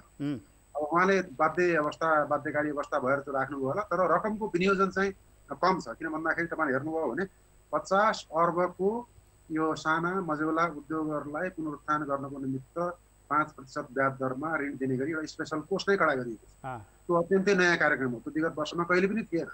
अब 1474 अर्बको बजेट मध्येमा 50 अर्ब त्यो घटाइदिने हो भने त मोटामोटी नेपाली काङ्ग्रेसले सल्लाह दिए जस्तै 1400 अर्बको हाराहारीमा बजेट बन्यो। 1532 अर्बबाट 1400 अर्बमा झार्न सक्नु पनि किन कसरी झारिएको भन्दाखेरि तपाईँको त्यो ठुला आयोजना जहाँ ठुलो रकम पहिला विनियोजन गरिएको थियो, त्यहाँ अहिले टोकन अमाउन्ट राखेर त्यो आयोजना पनि राखिएको छ। अब नीति र कार्यक्रमलाई पनि पालना गर्नुपर्ने हो भन्ने हिसाबले उहाँले गर्नुभयो होला। तर प्राथमिकता दिने क्रममा धेरै ठुला आयोजनाहरूलाई दात्री निकायले सहयोग गरेका आयोजना बाहेक तर 225 अर्बको जुन आन्तरिक ऋण भनिएको छ, त्यहाँ बजेट पत्र तपाईँले पढ्नुभयो भने के लेखिएको छ भन्दाखेरि त्यो 225 अर्ब पुरै पुँजीगत खर्चमा मात्रै प्रयोग गरिन्छ, चालु खर्चमा त्यसको प्रयोग गरिने छैन भन्ने एउटा रिङ फेन्सिङ जस्तो उहाँले गर्नुभएको छ, जुन विगतमा गर्ने चलन थिएन। गर्नुभयो, राम्रो भयो। त्यसको अनुगमन कसरी गर्ने हो भन्ने सवाल त अर्को होला। भनेको तात्पर्य के भन्दाखेरि पुँजीगत खर्चको निमित्त रकम चाहिँ राजस्व कम भएको नामले कम भयो। त्यही भएर पुँजीगत खर्च अलिकति लक्षित हिसाबले गरेर रोजगारी सृजना गर्ने र आगामी आर्थिक वर्षको जुन स्वास्थ्यको पूर्वाधार र कृषिको पूर्वाधारको निमित्त लगानी गर्नुपर्ने छ। किनभने ती दुईटा क्षेत्रहरू महत्त्वपूर्ण क्षेत्र हुन्। कृषिले रोजगारी सृजना गर्छ, कृषिले ग्रामीण क्षेत्रमा आम्दानी वृद्धि गर्छ र स्वास्थ्यमा सृजना गरिएको पूर्वाधारले हाम्रो स्वास्थ्य क्षेत्रको समष्टिगत रूपमा गुणस्तरयुक्त सेवा दिने क्षमता विस्तार गर्छ भनेर त्यो चाहिँ यसमा गरिएको विनियोजन बढाइएको पनि छ।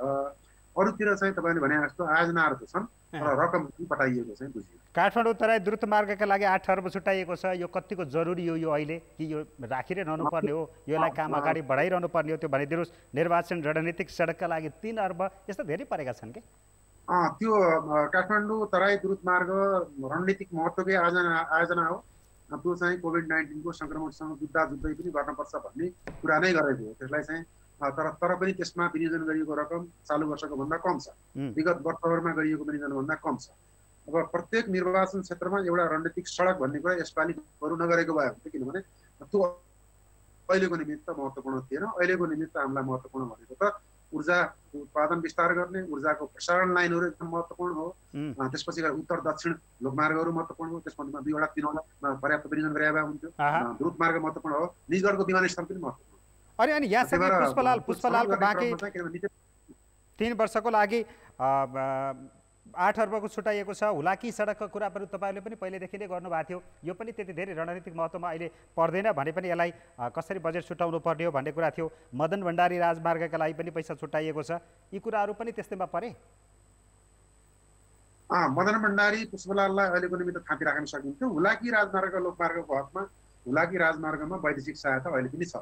भारतीय सरकारको सहयोगमा बन्ने कार्यक्रम भएको हुनाले त्यसको निमित्त नेपाल सरकारको आफ्नै स्रोत चाहिँ लगाइरहनु परेन। काम चाँडै सम्पन्न गऱ्यो भने भारत सरकारले 16 दिन्छ। त्यही भएर त्यसमा चाहिँ विनियोजन गरेकोमा आपत्ति भएन, तर त्यसमा पनि रकम घटाइएको जस्तो मैले बुझेँ। पुष्पलाल र अहिले यो मदन भण्डारी लोकमार्गहरू जुन पूर्व पश्चिमतिरको लोकमार्गहरू छ, यो आगामी आर्थिक वर्षको निमित्त वास्तवमै भन्ने हो भने प्राथमिकता प्राप्त होइन। अब दीर्घकालीन रूपमा चाहिँ प्राथमिकता प्राप्त हो, हामीसँग पैसा हुँदाखेरि र हामीसँग चाहिँ सहज अवस्था हुँदाखेरि त्यसमा पैसा लगाउनै पर्छ। तर अहिले हाम्रो प्राथमिकता रोजगारी सृजना, राहत, स्वास्थ्य क्षेत्रमा पूर्वाधार सृजना गर्ने, कृषिको चाहिँ बजार सम्बन्ध विस्तार गरेर कृषिले सृजना गर्ने नाफा किसानको हातमा पार्ने र कृषिबाट सकेसम्म बढी मात्रामा रोजगारी सृजना गर्ने र कृषिलाई औद्योगिक कच्चा पदार्थको स्रोत बनाउने। किनभने नेपालका धेरै उद्योगहरूले कृषिजन्य उत्पादन कच्चा पदार्थको रूपमा प्रयोग त गर्छन्, तर नेपालभित्रै खरिद गर्न नपाएर बाहिरबाट ल्याउनु पर्ने हुन्छ। तोरीको तेल बनाउनको लागि तोरी बाहिरबाट आउँछ, यो पशु आहार बनाउनको निमित्त मकै र भटमास बाहिरबाट आउँछ। जुन कुरा नेपालभित्रै उत्पादन पर्याप्त मात्रामा छ, तर एकै ठाउँमा उत्पादन नभएको कारणले र बजार स्थल चाहिँ विकास नभएको कारणले उद्योगपतिले सङ्कलन गरेर ल्याउन गाह्रो छ। त्यो अहिले सङ्कलन विधि त्यहाँ बनाएर बजार स्थल बनाइदिएर अहिले उहाँले जुन कुरा गर्नुभयो, बजार स्थल चाहिँ प्रत्येक 7 प्रदेशमा ठुला बजार स्थल हबहरू बनाउने र प्रत्येक नगरपालिकामा एउटा बजार स्थल बनाएर सङ्ग्रह त्यहाँ गरेर अनि उद्योगपतिहरूले कच्चा पदार्थको रूपमा चाहिँ कृषि उत्पादनहरू किन्ने भन्ने जुन गरियो, त्यो नयाँ कार्यक्रम, त्यो राम्रो कार्यक्रम हो। त्यसको निमित्त अलिकति पैसा पनि बढाइएको छ। रामेश्वरजी, म तपाईँलाई एकैछिन यही रोकेँ। हामीसँग फेरि अर्थविद केशव आचार्य जोडिनु भएको छ। केशवजी, यहाँलाई स्वागत छ। हजुर, धन्यवाद निमेशजी। अब कस्तो लाग्यो? बजेट सुनिसक्नुभयो, कस्तो आयो? समय सान्दर्भिक समस्याहरूलाई सम्बोधन गर्ने खालकै आयो त? अब पहिले यो बजेटको यो म्याक्रो इकोनोमिक फ्रेमवर्क हेर्नु पर्यो। पहिले यो बजेटको के छ भने 7% को आर्थिक वृद्धि दर हुन्छ आगामी वर्ष र मुद्रास्फीति दर 7% हुन्छ भन्ने, अनि त्यहीँबाट अरू सबै अङ्कहरू आएका छन्। अब त्यो हुँदा के देखिन्छ भने, अब हुन त 4-5 दिन अगाडि 5-7 दिन अगाडि यो केन्द्रीय तथ्याङ्क विभागका महानिर्देशकज्यूले यो हामीले जेठदेखि अवस्था सामान्य हुन्छ भन्ने आधारमा वैशाख 13 हो कि 17 गते यो तथ्याङ्क आयो, तर जेठसम्म अवस्था यो ठिक भएन भन्दा पछि हामीले यो संशोधन गर्दाखेरि यो ऋणात्मक पनि हुनसक्छ, सीमान्त वृद्धि पनि हुनसक्छ भनेर भन्नुभएको छ। र अहिलेलाई त्यही मानौँ कि अहिले जुन यो तथ्याङ्क विभागले निकाल्यो, यो आर्थिक वर्ष 76-77 को वृद्धि दर चाहिँ 37 खर्ब 67 अर्ब निकाल्यो। अब यो 7% को आर्थिक वृद्धि दर र 7% को चाहिँ मुद्रास्फीति दर राख्दाखेरि यो ठिक्क भयो भने अनुसारको भयो भने 43 खर्ब चान्चुनको हाम्रो जिडिपी हुन्छ। त्यो हिसाबमा हेर्दाखेरि अहिले जुन खर्च प्रस्ताव गरिएको छ त्यो चाहिँ कुल जिडिपी को चाहिँ 34% हुन आउँछ होइन। यो वर्षको लागि 32% अनुमान गरिएको छ, गत वर्ष 35% त्यो जिडिपी को अघि। त्यस्तै एउटा राजस्व चाहिँ मलाई ठिकै लाग्यो होइन। यो के आधारमा ठिक लाग्यो भने यो जुन अर्थ मन्त्रालयले अनुमान गर्यो त्यो अनुसारको जिडिपी को आधारमा हेर्दा अनुमान गरेको राजस्व चाहिँ 20.6% छ, जुन अहिले हाम्रो 23, 24, 25% को हाराहारीमा छ। र निजी क्षेत्रले भनौँ निजी क्षेत्रका हरेक तबका यो घरेलु साना मझौला ठुला उद्योग लगायत व्यापार व्यवसाय पर्यटन सबैले चाहिँ यो राहत मागिरहेको केशवजी, मैले यसलाई अझै न्यारो डाउन गर्छु, अझै साँघुरो गराएर सिधा बुझौँ। यो कोरोनाले थलिएको हाम्रो अर्थतन्त्र, शिथिल बनेको अर्थतन्त्रलाई सम्बोधन गर्ने खालको आयो बजेट। स्वास्थ्यमा बजेट बढाइएको छ, कृषिमा धेरै नयाँ कुराहरू ल्याइएको छ भनिएको छ, रोजगार सृजना गर्ने कुराहरू पनि ल्याइएको छ भनिएको छ, आर्थिक पुनरुत्थानका प्याकेज पनि ल्याइयो भनेर यसलाई सकारात्मक रूपमा लिएको छ। तपाईँले चाहिँ कस्तो लाग्यो? बजेटको प्राथमिकता ठिक छ। अब किनभने यत्रो ठुलो महामारी भएको बेलामा स्वास्थ्यले महत्त्व पाउनु ठिकै हो र यो कृषि उत्पादनले प्राथमिकता पाउनु पनि ठिकै हो। र यो भारत र तेस्रो देशबाट फर्केर आउने श्रमिकहरू र नेपालमा जुन वर्षेनी 5 लाख नयाँ श्रम बजारमा प्रवेश गर्छन् उनीहरूको लागि रोजगारी सृजना गर्नु पनि राम्रै हो होइन, राहत दिनु पनि राम्रै हो। तर के छ भने अब के भनिएको छ भने शताब्दीमा एकदम ठुलो घटना भयो भनिन्छ। त्यो हिसाबले हेर्दाखेरि यो भौतिक परियोजनाहरू जुन ठुल्ठुला कतिपय चाहिँ तपाईँको यो विस्तृत आयोजना प्रतिवेदन नै नभएका, सम्भाव्यता अध्ययन नै नभएका आयोजनाहरूलाई 1 वर्ष 2 वर्ष थमौती राखेर स्वास्थ्य क्षेत्रलाई अझै राम्रो बजेट दिएर, अझै धेरै बजेट दिएर, त्यस्तै रोजगारीमा 11-12 अर्ब कति भनिएको छ होइन, त्योभन्दा अझै बढी दिएर गए भए अझ राम्रो हुन्थ्यो। तर समग्रमा जुन हिसाबले प्राथमिकता क्रमहरू भनिएको छ त्यसमा चाहिँ मेरो सहमति नै छ। हस् केशवजी, म तपाईँसँग फेरि सम्पर्कमा आउँछु, तपाईँ जोडिरहनु होला। म अघिदेखि नै रामेश्वरजीसँग कुरा गरिरहेको छु। रामेश्वरजी, अन्त्यमा यो कोरोना सङ्कटलाई सम्बोधन गर्न सक्ने खालकै बजेट आयो लगभग भन्ने चाहिँ निष्कर्ष निकाल्न सकिने भयो त तपाईँको तर्फबाट? यदि कार्यान्वयनमा गयो लगभग प्रयोग गर्ने हो भने त्यो ठिकै हो। लगभग भन्ने शब्द चाहिँ प्रयोग गर्दा हुन्छ। कोरोना सङ्कटलाई पूर्ण रूपमा यसले समाधान गर्न सक्छ भनेर त भन्न गाह्रो छ, किनभने यो सङ्कट चाहिँ कति गहिरो भएर जान्छ भन्ने कुरा अनुमान गर्न नै गाह्रो भयो। आजकै मिटिङमा पनि बढेको सङ्ख्याको हिसाबले कहिले गएर यो टुङ्गिने हो, हामी अझै गम्भीर खतरामा पर्ने हो कि भन्ने भएको सन्दर्भमा अहिले बजेटले जे भन्न खोजिएको छ त्यो चाहिँ लगभग अहिले मिट गर्छ। र अर्को कुरो अन्तिम तपाईँले बोल्ने भने हुनाले 2वटा जुन लक्ष्यहरू कायम गरिएको छ यो बजेटको उपलब्धिको रूपमा, यसपालि रोजगारी सृजनाको निमित्त एकमुष्ट टोटल लक्ष्य चाहिँ अन्तिममा बोलिएन, तर सुरुमा चाहिँ धेरै क्षेत्रबाट सृजना गर्ने भनिएको हुनाले रोजगारीमा मैले सवाल चाहिँ गर्न खोजिनँ। 7% को आर्थिक वृद्धि चाहिँ यदि केही गरी जेठ पछिल्लोभित्रमा कोभिड-19 को सङ्क्रमणबाट हामी अलिकति सहज अवस्थामा पुग्यौँ, सङ्क्रमण चाहिँ विस्तार भएर गएन, आर्थिक गतिविधि अलिअलि खुल्न थाल्यो भने 7% चाहिँ सहजै हासिल हुन सक्ने सम्भावना छ। किनभने यो 7% कुन कन्टेक्स्टमा आउँछ भन्दाखेरि यो आर्थिक वर्षमा 2.23 को हासिल चाहिँ हुँदैन। त्यो भने यो आर्थिक वर्षमा 0 को हाराहारीमा रह्यौँ भने त्यो गुमेको आर्थिक वृद्धि चाहिँ आगामी आर्थिक वर्षमा हासिल हुन्छ।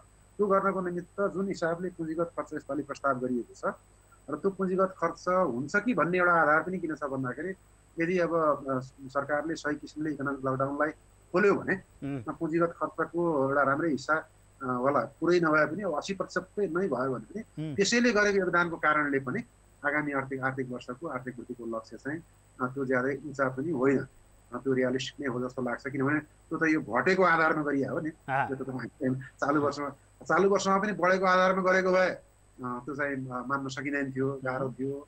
तर यो सपनाको बराबरै हुन्छ भन्नाले यथास्थितिमा फर्किन्छौँ हामी, त्यो हुने भएको हुनाले त्यो हासिल हुनु चाहिँ सक्छ जस्तो लाग्छ। अन्त्यमा अझै एउटा सानो जिज्ञासा राख्न चाहन्छु, यो स्वास्थ्य क्षेत्रको बजेट अझै पनि बढाउन सकिने स्थिति थियो? हाम्रो गम्भीर धक्का स्वास्थ्य क्षेत्रमै लागिरहेको र अझै लाग्ने हो कि भन्ने सम्भावना प्रबल रहिरहेको बेलामा यस्तो अब स्वास्थ्य मन्त्रालयको माग चाहिँ यो बजेटको कुल अङ्क भनेको 1474 अर्ब भएको हुनाले 144 अर्ब हामीलाई चाहियो भन्ने उहाँहरूको माग थियो। हुनाले 10% स्वास्थ्य क्षेत्रमा छुट्याउनुपर्छ, अन्तर्राष्ट्रिय रूपमा अरू मुलुकले पनि छुट्याउँछन् भन्ने कुराहरू थियो। तर विगतमा स्वास्थ्य मन्त्रालयको खर्च गर्ने क्षमता हेर्दाखेरि छुट्याइएको बजेटको सानै बजेटको पनि छुट्याइएको बजेटको उहाँहरूले 70 देखि 75% भन्दा बढी कहिले पनि खर्च गर्न सक्नु भएन। नेपालका दात्री निकायहरूले सबै स्वास्थ्य मन्त्रालयको खर्च गर्ने क्षमता कहिले पनि भएन भनेर उहाँहरूले प्रश्न गरिरहन्छ। र मैले अघि नै सुरुमा तपाईँसँग कुरा गर्ने बेलामा भने कि स्वास्थ्य मन्त्रालयले अस्पताल निर्माण गर्ने काम चाहिँ सही तरिकाले गर्न सकेन, कतिपय अस्पताल बन्दै हताबुङ्ग अवस्थामा थिए भन्ने कुरा मैले अघि गरेँ। अहिले जुन हिसाबले रकम वृद्धि गरिएको छ सबैतिर रकम घटाउँदै पनि स्वास्थ्य मन्त्रालयमा 13-14 अरबले रकम थप गरिएको हुनाले त्यो थप गरिएको चाहिँ ठिक हो, बरु स्वास्थ्य मन्त्रालयले त्यसलाई खर्च गर्न सक्छ कि सक्दैन, त्यो भनिएको पूर्वाधार सिर्जना गर्न सक्छ कि सक्दैन भनेर जुन विश्व पौडेलले शङ्का गर्नु समस्या हाम्रो यही त हो, पैसा हुन्छ, पैसा खर्च गर्न नसक्दा त हामी यो अवस्थामा पुगेका छौँ जहिले पनि। धेरै धन्यवाद छ रामेश्वरजी, तपाईँलाई धेरै धन्यवाद छ, धेरै समय दिनुभयो, धन्यवाद छ यहाँलाई। केशवजी हामीसँग जोडिरहनु भएको छ। केशवजी, त्यसो हो भने चाहिँ अझै के गर्न सक्नुहुन्थ्यो अर्थमन्त्रीज्यूले? अझै नयाँ कार्यक्रम चाहिँ के ल्याउन सक्नुहुन्थ्यो त? नयाँ कार्यक्रम ल्याउने भन्दा पनि अब भनौँ न आजै 1000 जना पुगिसक्यो सङ्क्रमण होइन, यो व्यापक रूपमा बढिरहेछ, 43 जिल्लामा पुगिसक्यो। त्यसैले यो ठुल्ठुला विकास आयोजना खरबौँ खरबको यो आयोजनाहरूलाई बरु काटेर अलिकति थाती राखेर धेरै बजेट चाहिँ हामीले यो स्वास्थ्यमा, कृषिमा र रोजगारी सृजनामा बढाउन सकिन्थ्यो। अनि बढाएर ल्याउनु भएको छ त, स्वास्थ्यको बजेट बढाउनु भएको छ, कृषिमा नयाँ कार्यक्रम ल्याउनु भएको छ। तर जुन अनुपातमा यो समस्या छ, समस्याको जुन गहिराई, जुन गम्भीरता छ, त्यसमा चाहिँ वास्तवमा यो अन्तबाट काटेर यसलाई अझै पनि बढाउनु पर्ने थियो। अघि मैले तर एउटा कुरा हो, अघि रामेश्वरजीले भने सुनेको थिएँ, हाम्रो सरकारी संयन्त्रको खर्च गर्ने क्षमता चाहिँ एकदमै कमजोर छ। त्यतातिर चाहिँ अब यो हाम्रो अहिलेको अर्थमन्त्रीजीको यो तेस्रो बजेट हो, विगतमा पनि भन्नुभयो अब हामी पुँजीगत खर्च बढाउँछौँ, क्षमता बढाउँछौँ, त्यो चाहिँ हुन सकेन होइन। खालि खर्चले यति यति खर्चबाट मात्रै भयो, खर्च किन हुन सक्दैन नेपालमा भन्ने कुरातिर चाहिँ त्यता गइएन। तर तपाईँको निमेषजीको प्रश्नमा चाहिँ यसलाई अझै बढाउन सकिन्थ्यो। अब यो सांसदको 6 अरब कति घुमाएर त्यसलाई 2 टुक्रा पारिएको छ। एउटा 6 अर्ब चाहन्छन्, एउटा 3 अर्ब चाहन्छन् गरे, त्यो 10 अर्ब नै छ होइन। त्यो यतातिर आएको भए र यहाँ के छ भने सबै राजनीतिक दलहरू नेताहरूले हामीले पढे अनुसार यो हामी दिन्छौँ भनेर राजेन्द्र महतोदेखि लिएर अब नारायण काजीले त यो 1 वर्ष भत्तै लिन भन्नुभयो, गगन थापाले भन्नुभयो, धेरैले भन्नुभएको थियो होइन। यति बेला पनि त्यो इच्छा शक्ति चाहिँ देखिएन। त्यसैले तर कर्मचारीहरूको भत्ता कटौती गरिएको छ। यसै गरेर अनावश्यक परिषद होस् या आयोग होस्, जसले एउटै काम गर्न दुईटा आयोगहरू गठन गरिएको या कुनै संरचना निर्माण गरिएको अवस्था छ भने त्यसलाई पनि हटाइनेछ भनिएको छ। नयाँ दरबन्दीमा भर्ना गरिने छैन भनिएको छ। अफिसियल खर्चहरू पनि धेरै कटौती गरिने भनिएको छ। सांसदहरूले त राम्रैसँग ताली बजाउनु भएको थियो त त्यहाँ होइन। त्यो कुरा त ठिक हो।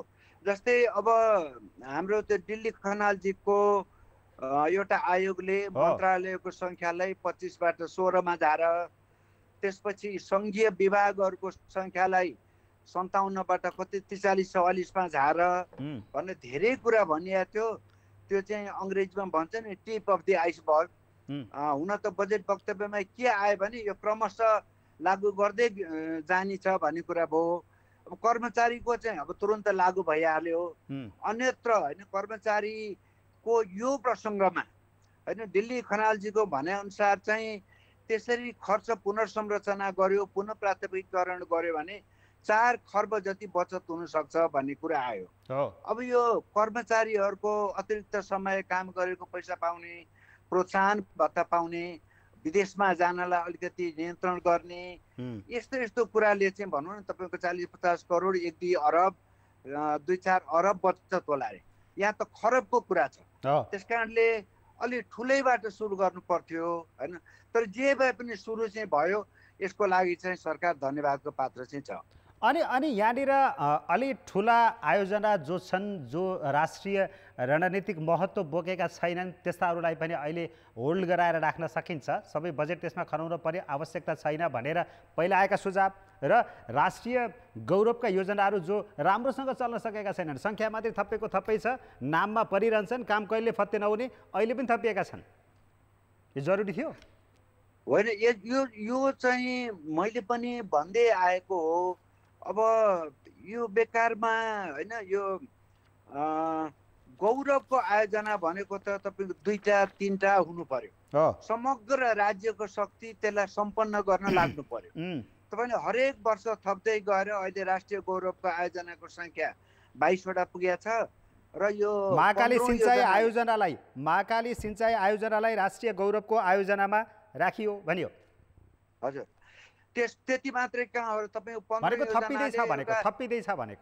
15औं योजनाले रूपान्तरणकारी योजना भनेर पनि ल्याउँदैछ। त्यसैले हाम्रो प्राथमिकता चाहिँ हामी त्यही हराइरहेछौँ र अहिले एकदम बहुमतको सरकार भएको हुनाले चाहिँ अहिले होइन यो पुनर्प्राथमिकीकरण गरौँ। अहिले चाहिँ 5वटा होइन, यो माथिल्लो तामाकोशी, भैरवा एयरपोर्ट, पोखराको एयरपोर्ट, यो मध्य पहाडी, यस्तो 5-6वटा सकौँ अनि हामी अन्यत्र लागौँला भन्यो भने त्यहाँबाट थुप्रै पैसा आउन सक्थ्यो, बचत हुन सक्थ्यो। र 2-3 वर्ष अहिले राष्ट्रिय सङ्कटको घडीमा भयो हुनाले त्यो कामलाई अहिले 2 वर्ष 3 वर्ष रोक्दा के पनि बित्नेवाला थिएन। बरु त्यसलाई चाहिँ के गरेको भए हुन्थ्यो भने अब जस्तो अहिले महाकालीमा यो के काली यो भारतसँग जुन गडबड भइरहेछ त्यहाँको बाटो चाहिँ एकदम युद्धस्तरमा बढाउने, त्यहाँका स्थानीयहरूलाई चाहिँ रोजगारी दिने हैन, त्यहाँ चाहिँ बत्ती बिजुली बत्ती लगिदिने, सहरी त्यो चाहिँ एकदम युद्धस्तरमा बढाउने, त्यहाँका स्थानीयहरूलाई चाहिँ रोजगारी दिने हैन, त्यहाँ चाहिँ बत्ती बिजुली बत्ती लगिदिने, सहरीकरण गरिदिने, बरु त्यस्तो चाहिँ नयाँ भए पनि गर्नै पर्ने खालका कुरा हुन्। अरू चाहिँ तपाईको यो 22 वटामा अझै थपेर लानु चाहिँ यो चाहिँ प्राथमिकता क्रम चाहिँ मिलेन। हजुर अब यहाँनिर चाहिँ यो कोरोना महामारीले गहिराउँदै लगेको सङ्कटका बिचमा सबैको अपेक्षा के थियो भने कृषि क्षेत्र अब भाइब्रेन्ट हुन्छ, कृषि क्षेत्रलाई केही आधुनिकीकरण गरिन्छ भनेर अपेक्षा गरिएको थियो। यसमा केही कार्यक्रमहरू पनि आए, तर अपेक्षा गरे अनुसार कृषि क्षेत्र के साँच्चीकै अगाडि जान सक्ने गरेर योजनाहरू परे? अब बजेटले ल्यायो त्यस्ता कुराहरू? कृषि क्षेत्रको सम्भावनाहरू छ हैन। हामीले टाढाको होइन, भारतकै हाम्रा सीमावर्ती राज्यहरूको त्यहाँको बालीको उत्पादकत्व, त्यो गाई भैँसीको दुधको उत्पादकत्व, खसीको उत्पादकत्व, मासुको हेऱ्यो भने अझै पनि बढाउन सक्ने ठाउँ चाहिँ छ। तर कृषिको ठुलो समस्या के हो भने यो कृषि मन्त्रालयको जुन संरचना छ त्यसको नेतृत्वमा कृषिको विकास कहिले पनि हुन सक्दैन हैन। कृषिको विकास हुन चाहिँ डिब्युरोक्रेटाइज हुनु पर्यो र ब्युरोक्रेसीहरू चाहिँ एकदम रिओरिएन्ट भएर उनीहरू जनताको मान्छे हुनु पर्यो। त्यहाँ त एकदम बाबुडम छ। अब यो भनौँ न जिल्लामा कार्यक्रम जान्छ सङ्घबाट प्रदेशबाट, अब उनीहरूले किसानहरूसँग त्यो सेयर गरे पनि हुँदैन, पशुपालकसँग सेयर गरे पनि हुँदैन। तपाईँले यस्तो माछा पोखरी बनाउनु भयो भने यति अनुदान आउँछ हैन, यो यस्तो औद्योगिक बाली लाउनुभयो भने हामी यस्तो दिन्छौँ, कम्पनी खोलेर बाख्रा पाल्नुभयो भने हामी यस्तो दिन्छौँ भन्ने कहीँ कतै हुँदै हुँदैन। तर केशवजी आज त फेरि कृषिबाट धेरै कुराहरू आए नि त, नयाँ भूमि ब्याङ्कको कुराहरू छ, अनुदानका कुराहरू छन्, यसै गरेर खाद्य भण्डारण निर्माण गर्ने कुराहरू छन्। यसमा त फेरि केही अर्थविदहरूले त सन्तोष पनि मान्नुभयो नि। होइन, आयो पूर्वाधारको कुराहरू आयो त्यस्तो राम्रो चाहिँ पहिला राम्रो के आयो त्यसरी कुरा गरौँ त, कसले आशा जगायो यहाँनिर? होइन, कृषिमा केही पूर्वाधारका कुराहरू छन्। अब रासायनिक मललाई चाहिँ अनुदान अलिकति बढाइएको छ अघि, भण्डारण हरेक चाहिँ यो पालिका तहमा चाहिँ भण्डारण बढाएर राष्ट्रिय भण्डारण क्षमता चाहिँ 3,80,000 18,000 कति हो पुर्याउने भन्ने कुरा छ। त्यो कुरा राम्रो हो, तर अहिले तपाईँको पर्यटन पनि थिलथिलो भए बेलामा, उद्योग पनि थिलथिलो भए बेलामा यो कृषिलाई चाहिँ अहिले एकदम जुन एउटा ठुलो जम्प स्टार्ट गर्नुपर्ने हो त्यो चाहिँ अझै पनि गर्न सकिन्थ्यो। तर चालु वर्षको तुलनामा वा विगतको तुलनामा अहिले जे आयो कृषिमा त्यो चाहिँ प्रगति भएको हो, तर अझै पनि अगाडि जाने ठाउँ चाहिँ थियो। निमेषजी, आर्थिक पुनरुत्थानको प्याकेज सन्तोषजनक भयो? अब यसले काम गर्छ देख्छ? होइन, यो चाहिँ मैले यो पहिले नै सरकारले यो चैतमै 29 गते कहिले हो नि लिएर आएको थियो यो राहतको प्याकेज। त्यति बेला चाहिँ सङ्घीय सरकारले अरूलाई आदेश मात्रै दियो, स्थानीय तहले यो गर, प्याप्सनले यो गर, टेलिकम कम्पनीले यो गर भन्ने मात्र गर्यो, आफ्नो केही आएन। अहिले चाहिँ केही कुराहरू आए होइन, करका दरहरूमा सहुलियतको कुराहरू आयो, अनि त्यो पेन्डिङ जुन राजस्वका केसहरू छन् होइन त्यसलाई फिर्ता लियो भने दण्ड जरिवाना नलिने भन्ने कुराहरू आयो। अब तपाईँको सेनिटरी प्याड लगायत कोभिडको लागि चाहिने यो मास्कहरू, यसको कच्चा पदार्थ आउँदाखेरि मूल्य अभिवृद्धि कर छुट दिने कुराहरू आए। यो राम्रो कुरा भयो होइन। तर अझै मैले त के अपेक्षा गरिरहेको थिएँ भने अब भारतको बजेट आयो, हामीले वैदेशिक लगानी नेपालमा आऊ भनिरहेछौँ, लगानी सम्मेलन पनि गऱ्यौँ होइन। अब अर्थमन्त्रीज्यूले भाषणमा 14 खर्बको चाहिँ यो प्रतिबद्धता आछ भनेर भन्नु पनि भयो। अब भारतले कर्पोरेट करको दरलाई 20% झारिसक्यो होइन, हामी अझै 25%मा बसिरहेको छौँ होइन। त्यसैले त्यसमा अहिले जे आयो राम्रो भयो होइन। र अर्को एउटा एकदमै राम्रो तारिफ गर्नै पर्ने कुरा चाहिँ के आयो भने कच्चा पदार्थ र त्यो तयारी पदार्थ चाहिँ आयात गर्दाखेरि चाहिँ एक तहको फरक हुने भनेर भन्नुभयो। त्यसले चाहिँ हाम्रा यिनै यो एसेम्ब्ली गर्ने हाम्रा उद्योगहरूलाई बाहिरबाट कच्चा पदार्थ ल्याएर यहाँ प्रशोधन गर्ने उद्योगलाई त्यसले केही राहत चाहिँ दिन्छ, अझै अगाडि जान चाहिँ सकिन्थ्यो। त्यसैले पहिले राहत नआएको अहिले राहत आयो, त्यो चाहिँ राम्रै कुरा भयो। यसले अब सबै कुरा त नगर्ला, तर मैले अपेक्षा गरे चाहिँ करका दरहरू, खास गरी कर्पोरेट करको दर र यो महँगीको परिप्रेक्ष्यमा तपाईँ हामी यो जुन तलबभोगी स्थिर आय भएका मान्छेहरूलाई यो जुन तलको जुन छुट एक्जेम्पसन लिमिट छ त्यसलाई चाहिँ अलिकति माथि 1.5 लाख 2 लाख माथि बढाइदिएर कमसेकम 6 लाख 7 लाख पुर्याइदिया भए त्यो अझै राम्रो हुन्थ्यो। त्यो चाहिँ भएन। तर त्यो करका माध्यमबाट र पछि राष्ट्र ब्याङ्कले मौद्रिक नीतिबाट सम्बोधन गर्छ भनेर केही कुराहरू आछ, त्यो चाहिँ पक्कै पनि स्वागतयोग्य छ। अब सहकारीलाई नियमन गर्ने कुरा चाहिँ कता हरायो त नि? फेरि सनियमनका कुराहरू आए। अब यहाँ एउटा तपाईँले सहकारीको कुरा उठाउनु भयो होइन। सहकारीको बारेमा चाहिँ यो हाम्रो खास गरी काठमाडौँ उपत्यका, पोखरा, बुटबल, विराटनगर, नेपालगञ्ज जस्ता ठुला ठुला सहरका केही सहकारीहरूले चाहिँ बदनामी गरे होइन, के सुधीर बस्नेत को भन्नेहरूले। तर सहकारीले तपाईँले हेर्नुभयो भने नेपालमा ग्रामीण इलाकामा सहकारी र यो सामुदायिक वनले चाहिँ राम्रै गरेका छ। त्यसैले जुन करको दरहरूमा सहुलियत थियो त्यो राम्रै हो। तर नियमन चाहिँ अब भन्नुहोस् 30-35 हजार सहकारी छ, अब नियमन राम्रोसँग हुनै सकेको छैन। अब अहिले त फेरि सहकारीलाई नियमन गर्ने चाहिँ यो कतिपय कुराहरू प्रदेशमा गयो, कतिपय कुराहरू स्थानीय तहमा गयो। अब स्थानीय सङ्घले वर्षौँ वर्ष 49 सालको ऐन हो क्यारे, 49 सालदेखि अहिले 20-23 वर्षसम्म गर्न नसकेको कुरा अब सिधै त्यो हस्तान्तरण स्थानीय तहलाई गर्ने बित्तिकै उनीहरूको क्षमता अभिवृद्धि नगरिकन केही हुँदैन। त्यसैले स्वनियमन भयो कि भएन त भनेर पनि हेर्नु पर्यो नि त। पक्कै पनि केशवजी, मैले तपाईँलाई यहीँनिर रोकेँ र यहीँनिर बिदा गर्छु। हाम्रो समय सकिन लागेको छ। यसै अलि आफ्नो विचारहरू राखिदिनु भयो, प्रतिक्रिया दिनुभयो, यसको लागि यहाँलाई धेरै धेरै धन्यवाद छ। धन्यवाद हजुर, धन्यवाद निमेशजी। अब हामीसँग हुनुहुन्छ पूर्व अर्थमन्त्री सुरेन्द्र पाण्डे। पाण्डेजी, यहाँलाई स्वागत छ।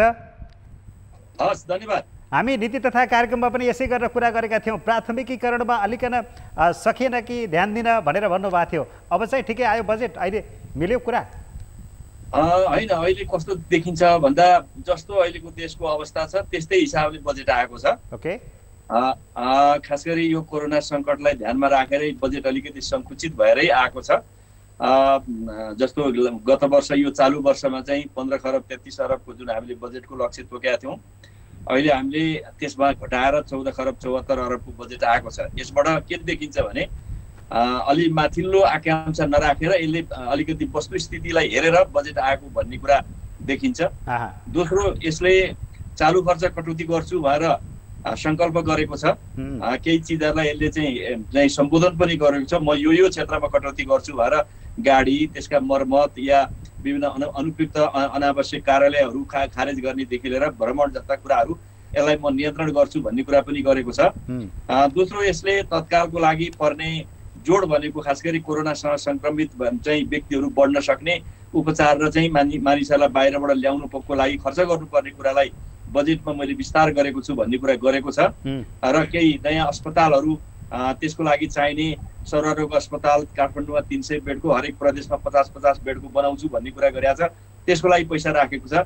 यी सकारात्मक कुरा छन्। त्यसपछि यसले बेरोजगार हुन सक्ने सम्भावित बाहिरका या स्वदेशभित्रकै क्षेत्रलाई ध्यानमा राखेर उनीहरूलाई तालिम र रोजगारी दिने कुराको लागि पैसा चाहिँ छुट्याएको छ। कृषिमा पनि किसानहरूलाई म आधार मूल्य दिएर चाहिँ पहिले नै मूल्य तोक्छु, तपाईँहरू उत्पादन गर्नुहोस् भनेर एउटा एक प्रकारको एस्योरेन्स गरेको छ। र यो के अरे मलमा दिँदै आएको अनुदानलाई पनि यसले विस्तार गरेका छ। 9 अरबबाट करिब 11 अरब रुपियाँ यसले पुर्याएको छ।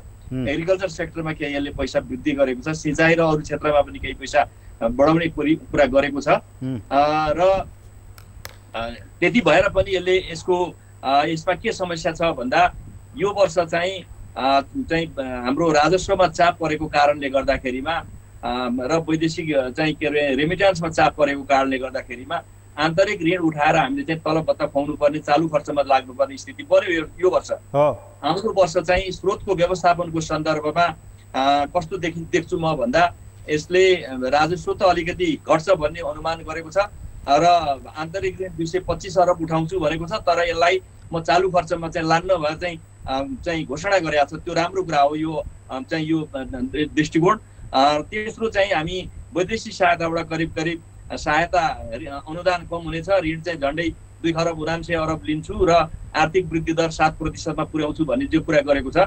यसभित्र चाहिँ दुईटा कुरामा चाहिँ बढी चुनौतीपूर्ण मैले देखेको छु। एउटा वैदेशिक ऋण प्राप्त हुने सम्भावना कम हुने, दोस्रो चाहिँ आर्थिक वृद्धिको 7% पुग्नको लागि चाहिँ धेरै नै कठिन हुने स्थिति देखिन्छ र अघि यसले म चालु खर्चमा चाहिँ एकदमै नियन्त्रित भएर जान्छु भन्ने कुरामा पनि व्यवहारमा यसले चाहिँ कार्यान्वयन गर्न सक्छ कि सक्दैन। दोस्रो चाहिँ आन्तरिक ऋणलाई चाहिँ म चालु खर्चमा चाहिँ खर्च गर्दिनँ भन्ने कुरामा चाहिँ यो अडिन सक्छ कि सक्दैन। यस्ता धेरै कुराहरूले चाहिँ आउँदो वर्षको चाहिँ बजेटको कार्यान्वयन र यसले लिएको लक्ष्यलाई चाहिँ भेट्नलाई चाहिँ ती कुराहरूले मात्रै भोलि निर्धारण हुन्छ भन्ने मैले देख्छु। सुरेशजी, मैले तपाईँलाई एकैछिन सम्पर्कमा राखिराख्छु। हामीसँग फेरि हरिभक्त शर्मा नेपाल उद्योग परिसङ्घका पूर्व अध्यक्ष जोडिनु भएको छ। हरिभक्तजी, यहाँलाई स्वागत छ। धेरै धन्यवाद। हजुर, अब तपाईँले आर्थिक पुनरुत्थान प्याकेजका कुराहरू पनि गर्नुभएको थियो। सबैभन्दा पहिला तपाईँहरूको पाटोमा कस्तो आयो बजेट? मलाई के लाग्छ भने अब पहिलो कुरा त एउटा उद्योगीको हिसाबले उद्योग धन्दाको लागि के आयो भनेर हेर्दा जुन हिसाबको हामीले प्रत्यक्ष रूपमा उद्योग व्यवसाय र रोजगारीमा अप्ठ्यारो परेका सङ्घ संस्था र व्यक्तिहरूलाई जुन हिसाबको प्रत्यक्ष सहयोग आउला भनेको थियौँ त्यो चाहिँ अप्रत्यक्ष रूपमा दिने गरी यो बजेटमा व्याख्या गरिएको छ। पहिलो कुरा त साना मझौला उद्योगहरूको लागि र टुरिज्म इन्डस्ट्रिजहरूको लागि 50 अर्बको ऋण चाहिँ 5% ब्याजमा दिने भनिएको छ। त्यस्तै अन्य उद्योग धन्दाको लागि 100 अर्बको चाहिँ ऋण उपलब्ध गराएर 5% मा उपलब्ध गराउने भनिएको छ। अब यो यति लामो प्रक्रिया हुन्छ कि यसको कस्तो खालको क्राइटेरिया बनाइन्छ, कहाँबाट कसरी लिने, राष्ट्र ब्याङ्कले कति चाँडो गर्ला, विगतको यदि अनुभवलाई हामीले साँच्चीकै अनुभवको आधारमा कस्तो खालको क्राइटेरिया बनाइन्छ, कहाँबाट कसरी लिने, राष्ट्र ब्याङ्कले कति चाँडो गर्ला, विगतको यदि अनुभवलाई हामीले साँच्चीकै अनुभवको आधारमा हेर्ने हो भने भूकम्प पीडितलाई दिन्छु भनेको 2% को लोन चाहिँ खासै कसैले पनि प्राप्त गर्न सकेन। त्यस कारणले लिन गाह्रो हुन्छ कि भन्ने चाहिँ यसमा निजी क्षेत्रले अलि चनाखु भएर सरकारसँग सँगै काम गर्नुपर्छ होला। दोस्रो कुरा, अब जागिरमा राखेका तर जब होल्डरहरूलाई चाहिँ तलब दिन अप्ठ्यारो भएका उद्योग धन्दाले कसरी चाहिँ तलब बाँड्छन् होला, तिनीहरूले कसरी काम गर्छन् होला भन्ने जुन एउटा ठुलो व्यापक कौतूहलता थियो अर्थमन्त्रीज्यूले त्यसलाई सम्बोधन गर्नु मलाई लाग्छ आवश्यकता पनि थियो। त्यो हेर्दाखेरि यसमा प्रत्यक्ष रूपमा त्यस्ता खालका कार्यक्रमहरूलाई एनाउन्स गरिएको छैन। तर पनि नेपालको आफ्नै चुनौतीहरू छन्। विगतको हाम्रो अभ्यासलाई हेर्ने हो भने नेपालमा उद्योग धन्दालाई सिधै सहयोग गर्ने खालका चाहिँ प्रक्रियाहरू चाहिँ कुनै पनि सरकारले गरेको छैन। त्यसकारणले यो कुनै अनौठो र नौलो लाग्दैन मलाई। सञ्चालनमा सहयोग गर्ने, औद्योगिक क्षेत्रलाई सञ्चालनमा सहयोग गर्ने धेरै कुराहरू आएका छन्। कतिपय कुराहरू बजेटमा ल्याइन्छ तर त्यो इम्प्लिमेन्टेसनै हुँदैन। त्यसकारणले अब यो वर्षलाई चाहिँ हामीले जे जस्तो कठिन परिस्थितिमा नेपाल हामी गुज्रेको छौँ त्यसलाई हेर्दा सरकारले भनेका कुराहरूलाई लागू गर्नलाई पनि समय काम गर्न सकियो। निजी क्षेत्रले त्यसमा अलिकति आफ्नो प्रयासलाई अलिक बुलन्द गर्न सक्यो भने अहिलेको चाहिँ अर्थतन्त्रको सवालमा निजी क्षेत्रकै भूमिका म महत्त्वपूर्ण हुने देख्छु। किनकि सरकारको हामी धेरै भर गऱ्यौँ भने अब यो इकोनोमीलाई रिभाइभ गर्न पनि अर्को समस्या हुन्छ। त्यसकारणले अब तपाईँले सोध्नुभन्दा अगाडि म दुईटा चिज चाहिँ मेरो चिन्ता व्यक्त गर्न चाहन्छु, जुन चाहिँ मेरो मैले लामो समयदेखि यो बजेटको अध्ययन गरिरहेको छु। जस्तो यो वर्षको हाम्रो कुल बजेट चाहिँ 14 खर्ब 74 अर्ब भनौँ न, त्यति ठुलो बजेट हामीले बनाउँदा त्यो मध्ये साधारण खर्चै हामीले 948 अर्ब खर्च गर्छौँ भने त्यो चाहिँ हाम्रो प्रशासनिक लगायतको साधारण खर्च हो। हाम्रो कुल राजस्वै जम्मा 889 अर्ब छ। अब 879 अर्बको चाहिँ हाम्रो आन्तरिक राजस्वबाट पनि नपुग्ने साधारण खर्च भएपछि त विकास निर्माण गर्न पनि सबै ऋण लिनु पर्यो। हामीले विगतमा लिएको ऋणको ब्याज तिर्न या ऋणको किस्ता तिर्न पनि सबै फेरि ऋण लिनु पर्यो। अर्थात् त्यो त इन्ट्रेस्ट तिर्नलाई मेरो इन्डस्ट्रीले ऋणले लिएर इन्ट्रेस्ट तिर्नुपर्ने जस्तो देखियो यो हेर्दा। त्यो भनेको अत्यन्त चुनौतीपूर्ण र अर्थतन्त्रको लागि चाहिँ एकदम कठिन समय हो। त्यसकारणले मेरो आशा थियो अर्थमन्त्रीज्यूले कम्तीमा पनि साधारण खर्चलाई चाहिँ अलिक घटाउनुहुन्छ होला भन्ने मेरो अपेक्षा थियो। त्यो चाहिँ घट्न सकिया रहन्छ। अब भनेपछि हरिभक्तजी निजी क्षेत्र त्यति उत्साहित सन्तुष्ट बन्ने खालको बजेट चाहिँ आइदिएन। अब मलाई के लाग्छ भने अब यो अहिलेको जुन व्यापक आवश्यकता छ नि त्यसमा सबै सेक्टरलाई उत्साहित गराउने खालको त अर्थमन्त्रीज्यूसँग हाम्रो राष्ट्रिय हैसियतै थिएन होला। जम्मा 14 अरब डलर भन्दा सानो चाहिँ हामी बजेट ल्याइरहेका छौँ। त्यस कारणले 13 अरब चान्चुन डलरको भन्नुहोस् न हामीले चाहिँ जम्मा 13 बिलियन डलरको रफली हाम्रो चाहिँ बजेटको साइज छ। त्यस कारणले अब हामीले सोचे जस्तो सबै सुविधा आउने त मैले अपेक्षा पनि गर्दिनँ र त्यो सायदसम्म पनि छैन। हामी निजी क्षेत्र धेरै फेरि निरुत्साहित भएर आफ्नो काम छोड्ने पनि हामीले गर्नु हुँदैन। यसमा केही राम्रा कुराहरू आएका छन्। यही अहिले बोलिएको 150 अर्बको 5% दिने भनेको ऋण पनि चाँडै दिन सकियो। अर्को हप्ता मैले जाँदा प्राप्त गर्न सकेँ। ब्याङ्कहरूमा त्यो उपलब्ध हुन सक्यो भने पनि त्यसले धेरै सहयोग गर्छ। दोस्रो हामीले के नबिर्सौँ भने निजी क्षेत्रको आफ्नै स्ट्रेन्थ छ के। त्यसकारणले सरकारले धन्यवाद छ हरिभक्तजी। हामी धेरै बेर तपाईँको प्रतिक्रिया लिन सकेनौँ। हामीसँग सुरेन्द्र पाण्डेजी पनि प्रत्यक्ष सम्पर्कमा जोडिनु भएको छ। यो छोटो मिठो प्रतिक्रियाको लागि तपाईँलाई धेरै धेरै धन्यवाद। तपाईँसँग म यही कुराकानी सघाउँछु। सुरेन्द्रजी, निजी क्षेत्र सन्तुष्ट भए जस्तो नभए जस्तो पनि देखियो। यो खास सन्तुष्ट हुन नसकेकै बढी देखियो। आर्थिक प्याकेज त्यति राम्रो आइदिन नसकेको हो होइन। त्यसो उहाँले अहिलेको जस्तो अवस्था छ निजी क्षेत्रको प्रतिक्रिया त्यस्तै छ भन्ने मैले ठान्छु।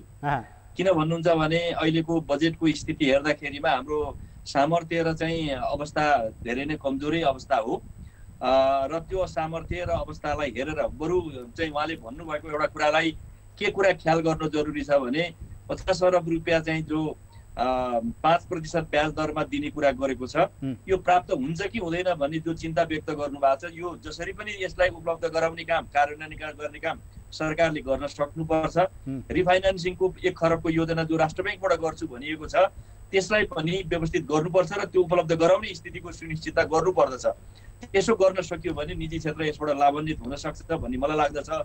अब तर यसमा कागजमा लेखियो कार्यान्वयन हुन सकेन भने स्वाभाविक रूपमा अहिले हरिभक्तजीले भन्नुभएको टिप्पणीलाई सही थाप्नुपर्ने हुन्छ। कागजमा त आयो तर त्यसको लाभ लिन सकिएन भन्ने जस्तो कुरालाई चाहिँ हामीले मान्नुपर्ने हुन्छ। त्यसो भए पनि अब सरकारको काँधमा के एउटा चुनौती छ भने यो स्वयं बजेटले बोलेको कुराको कार्यान्वयन हुन्छ कि हुँदैन त्यो चाहिँ सबैभन्दा महत्त्वपूर्ण एउटा चुनौतीको रूपमा रहेको छ। अब यहाँनिर सबैभन्दा यो आर्थिक पुनरुत्थानको प्याकेजमा एउटा धेरै नै कान ठाडो पारिएको स्थिति थियो बजेट आउनुभन्दा अगाडि। त्यसपछि रोजगारको कुरा छ के सुरेन्द्र पाण्डेजी? लाखौँको सङ्ख्यामा बाहिरबाट फर्किँदै हुनुहुन्छ नेपालमा रोजगार गुमाएर। उहाँहरूलाई कहाँ म्यानेज गर्ने, कहाँ रोजगारी दिने भन्ने कुराहरू उठिरहँदाखेरि यो बजेटले कति ठाउँ क्रिएट गर्ने देखियो त? होइन, केही कुराहरूमा यसले रोजगारी म सृजना गर्छु भनिरहेको छ। त्यसको कार्यान्वयनको स्थिति फेरि पनि हेर्नुपर्छ। म यहाँनिर फेरि पनि त्यही कुरामा जोड लगाउँछु। किन भन्दा विभिन्न किसिमको चाहिँ तालिमको लागि कहीँ 1 अरब रुपियाँ छुट्याएको छु, कहीँ अर्को ढङ्गले पैसा छुट्टिएको छ भनेर यसमा व्यवस्था गरिएको देखिन्छ। तपाईँले हेर्नुभयो भने पनि विभिन्न बुँदाहरूमा चाहिँ सुरुकै बुँदामा चाहिँ यो उल्लेखित छ। तर यसको कार्यान्वयन कति हुन्छ त? अब प्रधानमन्त्री रोजगार आयोजनामा पनि पैसा बढाइएको छ। प्रधानमन्त्री कृषि आयोजनामालाई बरु त्यसमा पैसा घटेको छ र अरू केही तालिम र विभिन्न किसिमका विषयवस्तुमा पनि पैसा बढेको छ।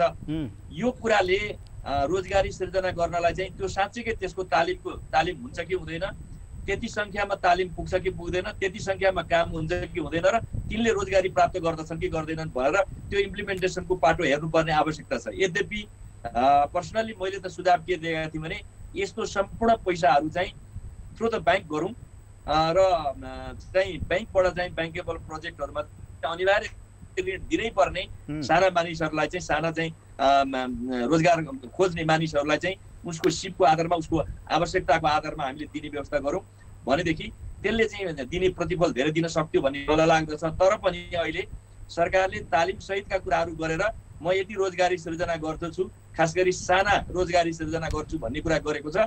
त्यसको कार्यान्वयन हेरेर मात्रै यसपछि यसका उपलब्धिको बारेमा भन्न सकिन्छ। सुरेनजी, म तपाईँसँग थोरै एकैछिन सम्पर्कमा रहिरहन आग्रह गर्दै यहाँनिर जोड्न चाहन्छु उद्योग वाणिज्य महासङ्घका अध्यक्ष भवानी राणाज्यूलाई। भवानीजी, यहाँलाई स्वागत छ।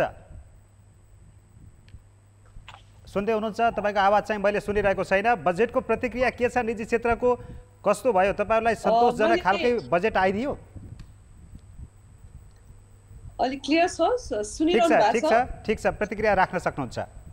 अहिले चाहिँ अब हामीले ओभरअल बजेटको चाहिँ प्रतिक्रिया उद्योग वाणिज्य महासङ्घको आधिकारिक धारणा चाहिँ हामी भोलि दिन्छौँ। अलिकति हामीले चाहिँ छलफल गरेर अलिकति अध्ययन पनि गर्नुपर्छ। तर आज जुन हामीले सरसरी सुन्दाखेरि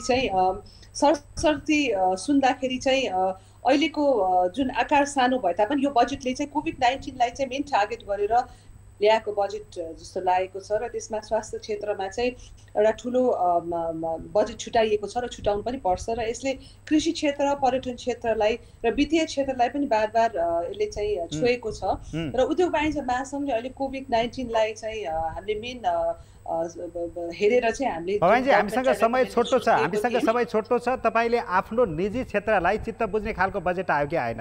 आर्थिक प्याकेजका कुराहरूको माग गरिरहनु भएको थियो, केही प्याकेज आएको छ? कस्तो लाग्यो? हामीले दिएको कुराहरू एउटा स्टिमुलस प्याकेजको कुरा गरेको थियौँ, जस्तै पर्यटन क्षेत्रलाई, लघु घरेलु क्षेत्र र साना उद्योगहरूलाई स्टिमुलस प्याकेज एटलिस्ट जिडिपीको 5% को ल्याउनु पर्छ भनेर भनेको थियौँ।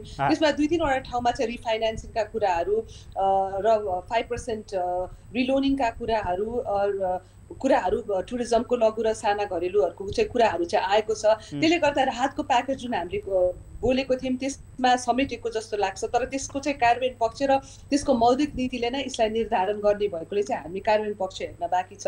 र अर्को चाहिँ जुन डिमान्ड शुल्कमा पनि हामीले चाहिँ छुटको कुराहरू गरेको थियौँ। डिमान्ड शुल्क चाहिँ अहिले छुट गर्ने भन्ने त्यो पनि आएको छ र केही वर्ष चाहिँ यसलाई चाहिँ हामीले छुट दिनुपर्ने भन्ने थियो। डिमान्ड यो विद्युतको महसुल त्यो बारेमा कुराहरू चाहिँ आएको छैन र करको छुटको विषयमा चाहिँ थुप्रै कुराहरू महासङ्घले उठाएको थियो। त्यो कुराहरू चाहिँ समेटेको जस्तो देखिएर यसमा आर्थिक ऐनमा चाहिँ हामीले हेर्न बाँकी छ र केही कुराहरू यसले अवश्य नै समेटेको छ र केही चाहिँ यसले नसमेटेको पनि देखिएकोले गर्दाखेरि चाहिँ अब हामीले प्याकेजको जुन बारेमा बोलेको छौँ त्यसले चाहिँ अवश्य नै केही साना घरेलु र जुन पर्यटन व्यवसायहरू र अरू यो सम्बन्धित जुन सेवा व्यवसायहरूलाई चाहिँ केही यसले केही चाहिँ सपोर्ट हुन्छ आफ्नो बिजनेसलाई अगाडि बढाउन भन्ने लागेको छ। तर अझ हामीले चाहिँ डिटेल हेरेर हाम्रो धारणा चाहिँ भोलि मात्रै हामी दिन सक्छौँ। हस्, धेरै धेरै धन्यवाद छ यहाँलाई प्रतिक्रियाको लागि। सुरेनजी, संसद विकास कोषको बजेट अब अन्यत्र लैजानुपर्छ, यसलाई चाहिँ निरन्तरता दिनु हुँदैन भन्ने चौतर्फी माग उठिरहँदाखेरि बजेट त थोरै घटाइन त यो संसद विकास क्षेत्रलाई, तर पनि निरन्तरता त भयो नि यसले, अहिले पनि त्यो घटेन। मैले हेर्न पाएको थिएन त्यसमा कति पैसा छुट्टिया छ। 6 करोड पहिला जाने भयो, अहिले 4 करोड जाने भनेर घटाइया छ। ठिकै छ। अब त्यो संसद विकास कोषको मेरो पहिला पनि मेरो धारणा के थियो भने यो पुँजीगत खर्च हो, यो चालु खर्च होइन।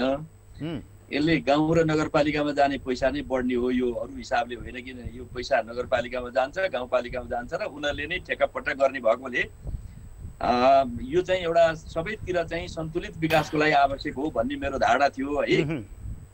यो पैसा आफैमा ठुलो स्रोत पनि होइन, किन भन्दा यो पुँजीगत खर्च हो, यो चालु खर्च होइन। सबभन्दा पहिला त मान्छेले यसलाई चालु खर्च हो कि भन्ने बुझेर पनि यो हटाउनुपर्छ भन्ने बढी माग थियो। यो पुँजीगतै खर्च भएको हुनाले पुँजीगत खर्च बढाउनको लागि यसले मद्दत केही गर्न सक्छ, यसको सदुपयोग हुनुपर्छ भन्ने बारेमा दुई मतै छैन, सदुपयोग गर्नुपर्दछ। हस्, धेरै धेरै धन्यवाद छ यहाँलाई यो छोटो समय मिठो प्रतिक्रियाको लागि। धन्यवाद छ यहाँलाई। उहाँहरू थियो सुरेन्द्र पाण्डे, पूर्व अर्थमन्त्री, नेकपाका नेता पनि हुनुहुन्थ्यो। आज हामीले अर्थमन्त्रीले 2077-78 आर्थिक वर्षको बजेट प्रस्तुत गरिसकेपछि समग्रमा बजेट कस्तो आयो भनेर विभिन्न अर्थविद, पूर्व अर्थमन्त्रीहरूसँग प्रतिक्रिया लिने प्रयास गऱ्यौँ। धेरैको मिश्रित प्रतिक्रिया पाइएको छ। यो क्रमलाई हामी आगामी प्रतिक्रियाहरू बुलेटिनमा पनि समेट्दै जानेछौँ, निरन्तर राखिरहेछौँ। अब केही बेरपछि हामी समाचारका साथमा पुनः उपस्थित हुनेछौँ। अहिले पनि बिदा चाहन्छौँ। नमस्ते।